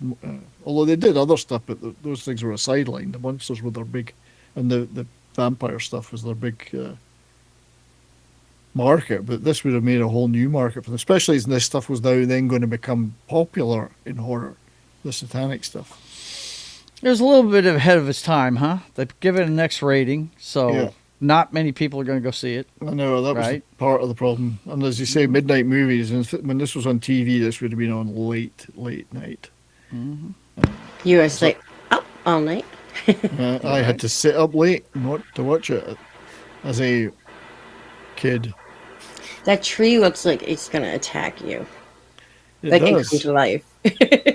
This is kind of, So it's like all well framed, yeah. So there's like a Kubrick Tarkovsky level of detail in this. If you know who Andrei Tarkovsky was, he was like an excellent director. Yeah, Russian. Yeah. So Legalized Adulthood says Charles Gray plays Mycroft Holmes in the Jeremy Brett Sherlock Holmes adaptation, which many people think is the best. They love the Jeremy Brett one. That was quite popular. I forgot that Charles Gray was Mycroft in it. Perfect for Mycroft as well. This is like any Blackadder series ending. Everybody dies. This is funny. Read my niche. I always find it funny that Ronnie Barker told Maggie Smith she'd never make it as an actress. Wow. That's not very prophetic of Ronnie Barker, much as I love him. He was a funny guy. Now, Tanith is she's being inhabited, I guess, or Mokata's driving her nuts. But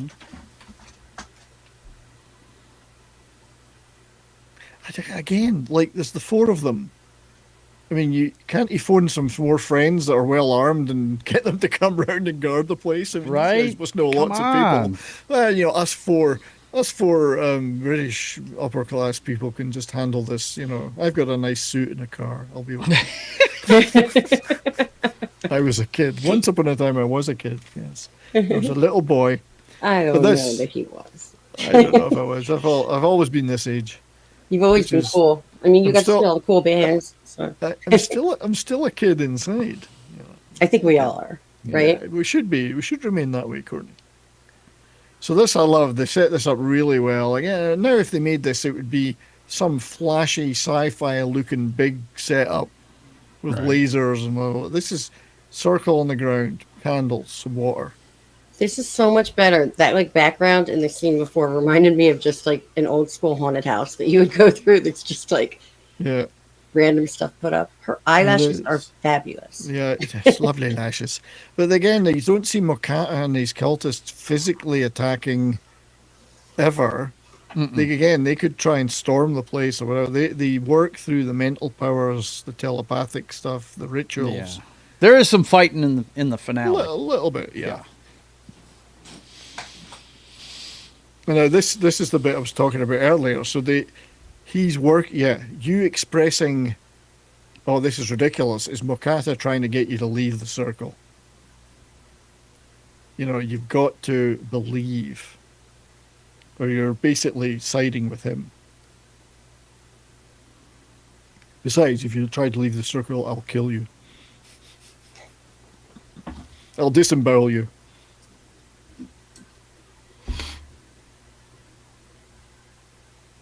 She looks like a silent screen actress. She does. I mean, Dracula or Nosferatu. Fay Ray type. She's very intriguing looking. Yeah, Fay Ray. Maybe that's why they picked her. She's Italian, kind of slight looking, good looking. Who's the famous Italian director? Argento? Dario Argento. I love his movies. Suspiria. She looks like the actress in Suspiria a little bit. She may have done some Italian horror. Right. There's a lot of, obviously being Italian, she did a lot of work. Her English seems pretty good though. So, but I love Dario Argento.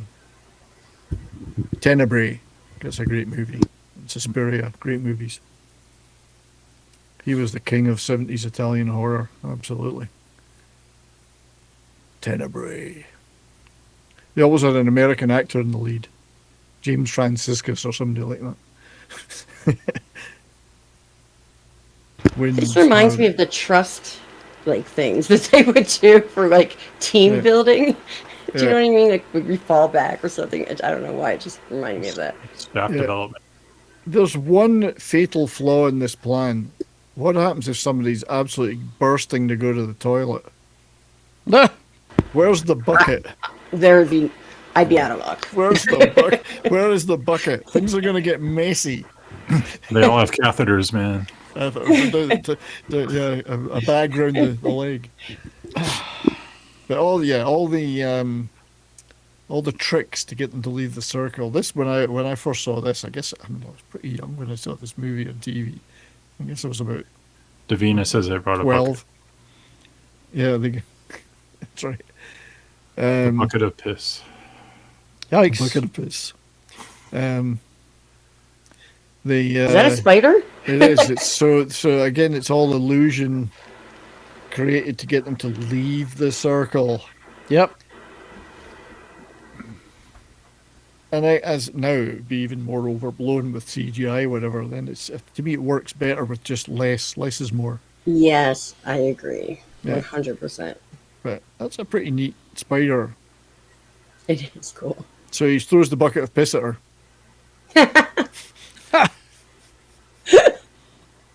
And it turns out to be the real girl. No. So I'll have the smoking spider and then it disappears. So I've got a little tiny clip of that, I think. Is it this one?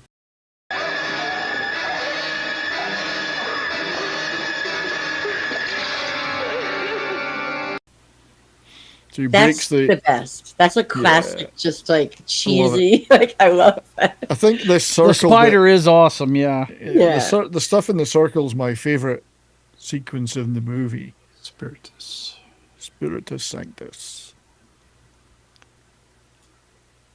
So they got to knock him out to stop him from leaving. This is just Christopher Lee's way of getting to grope his friend's wife. Right. You know, we have 3 gentlemen here and 1 lady. It would be funny if we had tried to like read it and act it out. That's right. We could do it in our own voices. Yeah. I say. You sent the angel of death. Okay, sent the angel of death to claim him. Can you know what I mean? The Scottish version. Lord Sidious. The Scottish version. Whoa, what is that? I'm going to give that guy Malky. That is creepy. That's the angel of death. I never could figure out if the angel of death was the horse or the guy on the horse. How many people do you think are in that costume? No, probably just the one. Sweating. Is that a horse costume? Or was it a real horse? At one point, you see them reversing the film to get the hooves go like this. Again, have I got my horse clip? Yes, I do.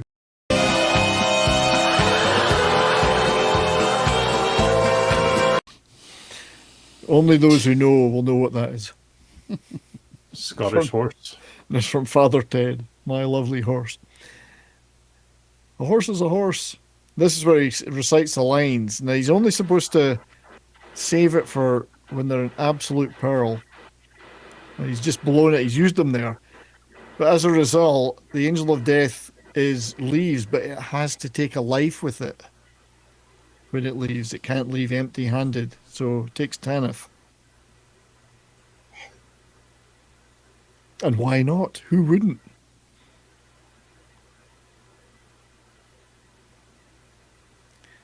So they made it. I'd want to get out of the circle. I mean, yeah, I wouldn't mind being taken.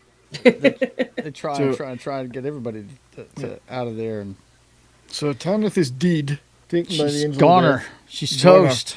She's a goner. But she's so this guy's ticked off.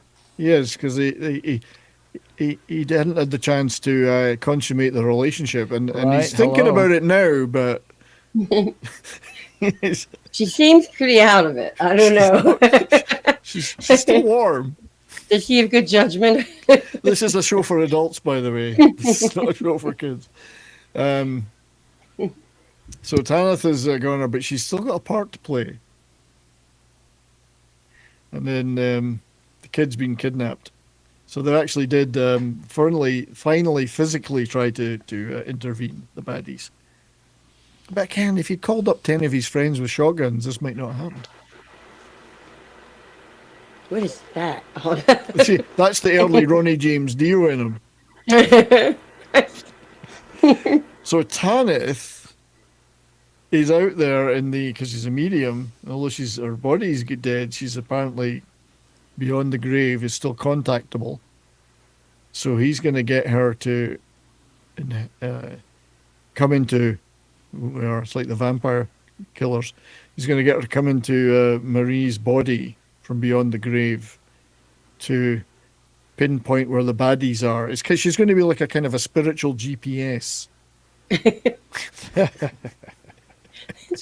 The best. Smilex is out. And he has got all. This is what's freaky. He's got all the moves down. It's like he's practiced this shit. He knows exactly what to do, the incantation, absolutely. Everything. Yeah, that's the closest you'll get to boobs in this movie. Yeah, that's about it. But yeah, so Tanith is the spiritual GPS, trying to figure out where the bad guys are so they can go and rescue the girl.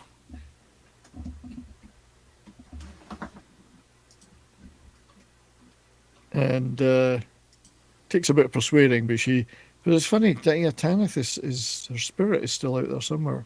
So although the angel of death took her, he only took her body, he didn't take her soul.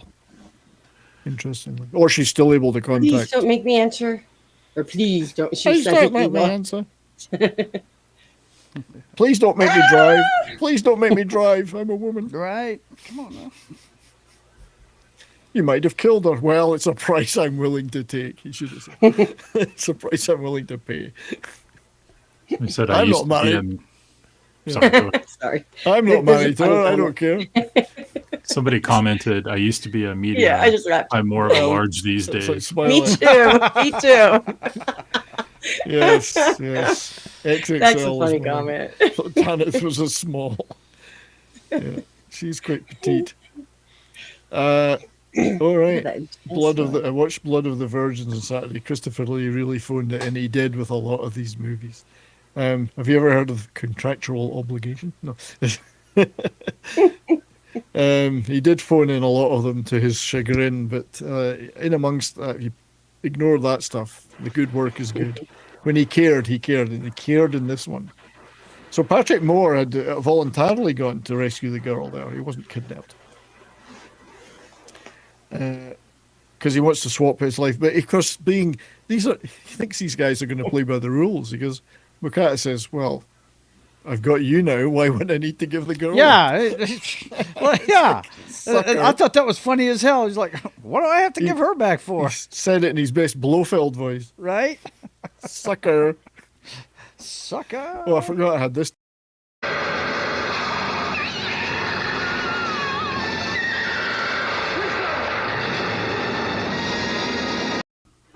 That's terrifying. It's so awesome. It is awesome. That was so cool. I would like more of that, actually. I would have liked more of it. Cool. Yeah, it was cool. Yes, I would like to have a bit more of that. So what I also found interesting about this is that they find out where the cultists are. They go there to rescue the girl, who's looks nothing like a goat. So how's this going to work? She doesn't look like a goat. On the altar of astrological signs. Yeah. When they get in there, they don't really. I mean, it's not like the cultists attack them physically to keep them out, or that they barge in there and try to use physical force to rescue the girl. Like, it's all very gentlemanly. No, we'll just stand here and hope we get an opportunity to use our ritual, you know. But yeah. There's a bit of now it's throwdown time because they're trying to get to the altar. We can't have that. That's when they turn into kung fu monks all of a sudden. Yeah, that's what it looks like. Whoop everybody's ass. I'm pretty sure some of those guys in that were in the various 60s vocal groups, like, Let the Sun Shine. I'd like to teach the world. Right. In the name of God, that's quite a fun, well written. What in the name of God? God's got nothing to do with it, or whatever he says. Mm-hmm. Funny you should mention God. The eyes are very intense. He's great. I mean, he's perfect for this role. Perfect. Well, they are using a bit of physical force. Yeah. She's got her hand up Christopher Lee's bum right now. He's a human puppet. What's up? He's like, do something. He's like, stop it. Just grabbed him by the balls. Back in my day, I was a proctologist. Didn't use secret. Evil is an equal opportunity employer. Well, there's a lot of diversity in the cultists. I like that. We may proceed. Yeah. There's even bald people. No, this is good stuff.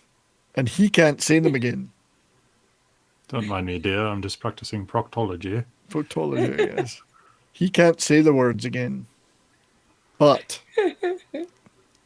the rider upon the beast. It's a great piece of acting by Charles Gray.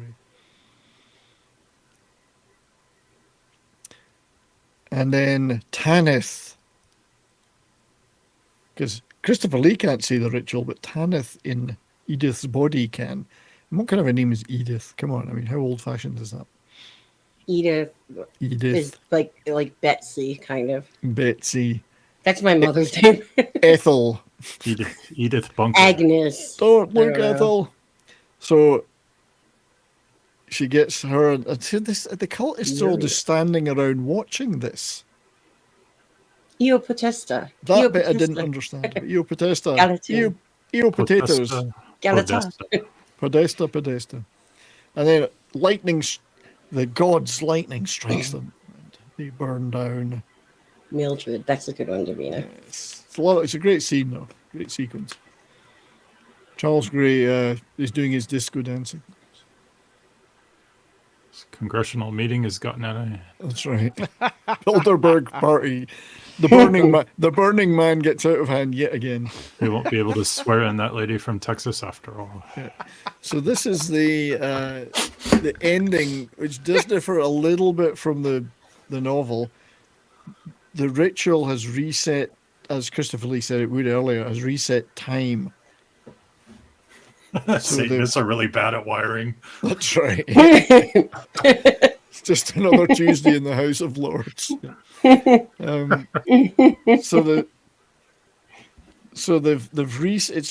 kind of a get out happy ending though, isn't it? Really, time is reset. Tanith's alive again. No consequences. No consequences. Except, well, there are, but not for these people. Yeah. So as Christopher Lee explains, the Angel of Death still has to take somebody, and he took Mokata this time. Oh. Which you think he'd be happy about. He'd go to meet his Lord Baphomet there. But Lord Bathmat. Bet the novel was a pop-up book. No. Yeah. So the difference in the ending in the book, I believe, it's because I've got this astral illusion. In the book, they're not in an actual place with the cultists fighting a ritual. It's in an astral plane. So they return to the normal plane. It's like a split time thing. So time splits. They go back in time, and Tanith's alive, and Mokata's gone to the Angel of Death, and everybody lives happily ever after, except for the cultists who are a bit crispy. I like that art bit kind of in the background. That would make a cool T-shirt. And as it would, wouldn't it? And as Christopher Lee says at the end, God is the one we must thank. So that's right. But yeah, there it was, 1968's The Devil Rides Out, one of Hammer's not biggest commercial success, but of a failure that way, but one of their most respected movies, and a very interesting movie. I just like the fact that they did it all in a very, they didn't overdo it. No. They just kept very strictly to the story and how it developed. It wasn't overblown. They tried to put a lot of effort to the sets and the rituals and the things that were being done in that respect. So good stuff. Love it. When I was looking up Hammer films, like top 10 lists, this one was always in the top 3. Really? Yeah. Wow. It is. It's one of the most loved ones ever. It's a little bit different for Hammer movies from some of them. So Christopher Lee was so good. And it's a serious story. I mean, yeah, we were watching The Vampire Lovers in the last Hammer show we did. We just know that was all about lesbians. Camp, right? It's camp. This doesn't come off as campy, man. It was boobs and blood. This is a serious flick. Yeah. This is a serious flick about serious things. And at the time, 68, that was seen as pretty heavyweight stuff, you know. So. Just amazing to me they put an X rating on that. It's nuts. Yes. So just a couple of chats there to... So Smilex says, I visited L3 Studios. I've probably stood in that circle. Should I be concerned? Have you started smoldering? Are you smoldering yet? Right, are you smoking, man? What's up? Smoke pouring out of your clothing? Or just possessed by an Italian chick? You're very metal. It's very Are you metal. banging a dead Italian chick? Why don't you try reciting the lines and see what happens? Oh, boy. Hardest working décolletage in business. Man, this comment section was on fire today. I know. They always are, The man. chat is always on fire. They We are have the awesome. best chat. We have the best chat. Everyone says that, but this time it's true. We have the best Tis chat. true. Tis true. Tis true. A+, You guys are the best. A+. It's better to exercise some restraint on the special effects, let the audience's imagination do the work. And that's what they did here. They set the stage. The script is tight. Let us do the work as the audience. And it had that 1920s era feel to it that it was set in. You know, there was not a lot of technology that they could use. It was, the cars were the best you could. That was the technology in it. I had a phone, one of the ones that the thing you held up to your ear. So did you? Cool. You had to dial it like this, probably. Yes, you picked the thing up like this and then spoke into it like that. Even I'm not old enough to remember those, although we did have rotary dial phones. Because I had a piano teacher when I was 5 who was 87 years old. Yeah. Rosalie was her name. And she had everything was like just the same. It was like, wow. She was very old school. Cool. Anyway, some final thoughts about the movie, folks. Fabulous. Yeah, like I said, I think this is one of the better produced Hammer films I've ever seen. And just the fact that Christopher Lee's playing a good guy. It was so strange. I'm so used to him being the bad guy. You know what I mean? Yeah. It was nice to see him play a sympathetic, heroic role. Mm-hmm. And he's not... he's actually quite restrained in it as well. He doesn't over... Some people would see it as an excuse to overact, I think. And, the devil and blah, blah, blah. He's really quite restrained in it. Mm-hmm. Except when he really, really, does the ritual thing. It's really nice the way he does it. Mm-hmm. I just want to share something which I had shared in the other chat. So guys, keep talking while I do that. I think you can tell the quality of a movie based on minor characteristics like set design. I'm not saying they're minor, but like set design, dialogue. I pay attention to that. Yep. Color, color scheme, and this movie seemed to fire on all those levels, right? Yep. Attention to detail. They put a lot of thought and detail into this production, and you can tell. The thing is that they didn't spend a lot of money on these movies often, Hammer, and even by today's money, it was £285,000. It's only about £700,000 by today's money. That's nothing. Movie, but the sets look good. The attention to detail is great. Well, as I would tell my film students back in the day, pre-production is always the key. If you write a good story, if you write a good screenplay, and you do a very intricate storyboard and you do all the pre-production, when you shoot the film, a lot of that will come into fruition, even on a limited budget. It's very important. Mm-hmm. Yeah. So pre-production is always overlooked. But it's essential. Certainly seems to be now, doesn't it? Yeah, just When you look AI. at Marvel. You know? As Tim says, next week's episode, Twilight. Twilight. That would be over my dead body. I have never even watched any of that. It's so funny. No.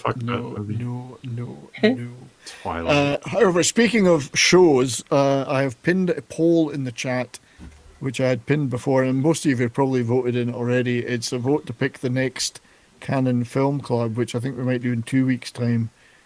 The 4 choices were given in that poll. Darn it. Which are I can't remember. Runaway Train. Okay. Runaway Train, Hercules, Sword of the Valiant, which is an interesting one, and Exterminator 2.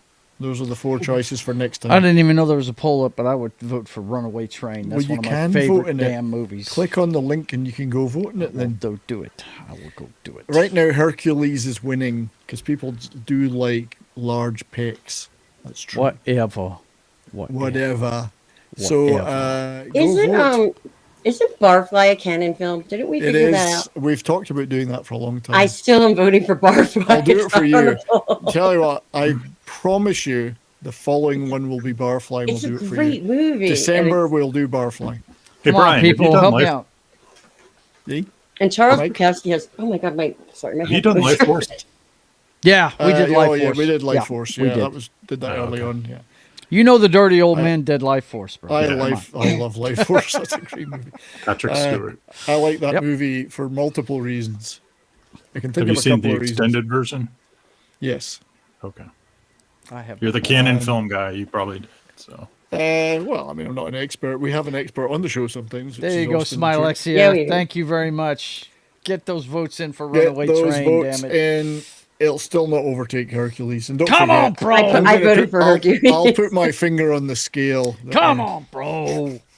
Runaway Alien Train from from LA. the greatest movies ever just to made. see the Tim wants Alien from LA, so I'm going to promise Tim that will be the one following Barfly then. So that's the next 3. Whatever comes out in that poll, Barfly and Alien from LA. I'm going with Sword of the Valiant. Sort of like, see, Sean Connery, a performance he'd love to forget. Well, he's forgotten it now, but you know. Wouldn't that be Zardoz? No, he was proud of Zardoz, and he should be. Okay. Yes. He likes that we did a BDSM bikini look, huh? Because we did What is Zardoz about? What is Zardoz? It's a science fiction movie about a dystopian future, I'm assuming, where there's an elite class of soft people live this kind of idyllic life, and it's based upon the barbarians around them, though, which bring stuff to them. And Zardoz is this big head that flies around and gives weapons to the barbarians and instructions to them and whatever. And then they bring food to it, and the food goes to the. And then Zardoz is he the head or is Sean Connery Zardoz? I can't remember. Sean Connery is a barbarian who jumps into the head and goes back to where the elites live and fucks up their shit. Fucks their shit up because they're. Is that the one where he's wearing lingerie? Well, he's wearing a red codpiece, and that's it. Yeah, it's bondage gear. It's a way you don't want to see Sean Connery. Of course, the ladies will love it, but you know. So it's John Boorman, and it's a better movie than people give it credit for. It's one of the first movies John Boorman did, and a big fan of his stuff. It's got a lot to say about society and. A lot of commentary about pitting societies against each other to keep them under control. Yeah. And so Sean Connery's character kind of breaks out of that and shows some of these people stuff. He basically breaks into the Bilderberg meeting. Yeah, he does. Yeah. And he's not as dumb as they all think these barbarians are dumb. He's not dumb. Yeah, and he's not. He's just got a lot of hair in his body. Junior. Right, Junior. So thank you for voting in the poll, everybody. I won't close it yet because that will be 2 weeks from now. I think next week I'm just going to do more gaming because video game. I'm enjoying those. I'm enjoying those gaming streams. Yeah. Joe, would you like to plug something? I had a redirect set up and then the stream. It's fine. They all know I'm going to be having a cocktail and messing DC up a video Universe game tonight. We're going to play DC Universe Online, my favorite game, because it's the last day of the month. And actually, those that watch the channel, Knock, he's going to play with me and Lunatic tonight. So we're going to have 3 guys that are on the channel regularly playing. So you're going to be playing with 3 guys tonight. That's it. I'm playing with 3 guys tonight. That's it. Hang on, I'm going to try and post the link. But that's at 6:30, and State of the Atmosphere, the pop culture show. We're doing the November releases as we always do the last week of the month. We're going to let you know what's coming out in November. Cool. No, well, thank you for being here, mate. As our friend Legalize says, Zardos predicts the tyranny of feminism. Yeah. And right. It does. That's true. It does. The women are running the show. Yeah. They are. Yeah. But they're all got the hots for Sean Connery. Oh, yeah. They all want a piece of the caveman. No doubt. Yep. I'm not a feminist. I do have my filthy paws on Shadowheart and Lizelle and Carlac and any other women in that game. I've got the multi-romance things. I've got my paws on all of them. Yeah. Hello. Who's this? Who is that? This is Walter. Hello, Walter. Good to see you again. His ghost. We always see him. Oh, that's nice. Yeah. That's so cute. He got dressed up for the occasion. I can hear my puppy bouncing around upstairs. It's walk time, so she's upstairs, but I think the gate is closed, so she can't get down. I gotta go take her for a walk soon. But so thanks. So Courtney, it's good to see you again, my dear. Thank you for being here. Come back. I actually started streaming again. I've done 2 streams, so I've been doing it the way like from your phone, through YouTube. Yeah. And so I did one stream after I went and saw Jawbreaker, the band, and then I did one on Friday. I went and saw GBH. You know GBH, right? Grievous bodily harm. Is that what it stands for? I never knew. That's what it stands for. Grievous bodily harm. I got to hang out with them afterwards, which was really cool. And I met them in Asbury Park at Holidays in the Sun Festival. At the Stone Pony, they did a punk festival. We were talking about it. The Stone Pony. The hotel had gotten destroyed. Yeah, that's where the band got their name from. Mm-hmm. Wow. And also, this is just totally random, but on Wednesday, not this Wednesday, the following Wednesday, I got tickets to go see Guar. I love Guar. And Helmet is opening, and the Dwarves are opening too. They're like all my favorite bands. That'll be fun for Halloween. Guar for Halloween. That'll be awesome. Yeah, it's like the week after, but the Wednesday after. So everybody, check Courtney's channel out. Can other people join you on these streams, or is it just you? Well, yeah, I'm gonna start. My streamer got renewed for a year, so I have to use. I'd like to stream with you, so that would be. Yeah, I would love it. Yeah, definitely. Cool. Well, thanks for being here. It's good to see you, lass, and please come back again soon. Mike, always good to see you, buddy. What's happening, man? On Friday, I'm going to do my first stream. Just 1 Live hour. stream. Whoever shows up. Very I'm going to cool. do a focus on cult Halloween films. You make a cult like of yourself. Carnival of Souls. Nice. That'll be fun. Friday night? I mean, it's going to be pretty much fly by the seat of my pants, just bullshitting with people. That's the best streams, buddy. Well, unfortunately, I'm on a couple of streams Friday night, but if I can jump in and watch you, I will. Yeah. Okay. So, Mike, good to see you, and hope you have fun with that. I'll certainly check it out after. Yeah. For sure. I'm looking forward to seeing what you pick. Yeah. Carnival of Souls is going to be one of them. Yeah, I love that film. It puts me to sleep every night.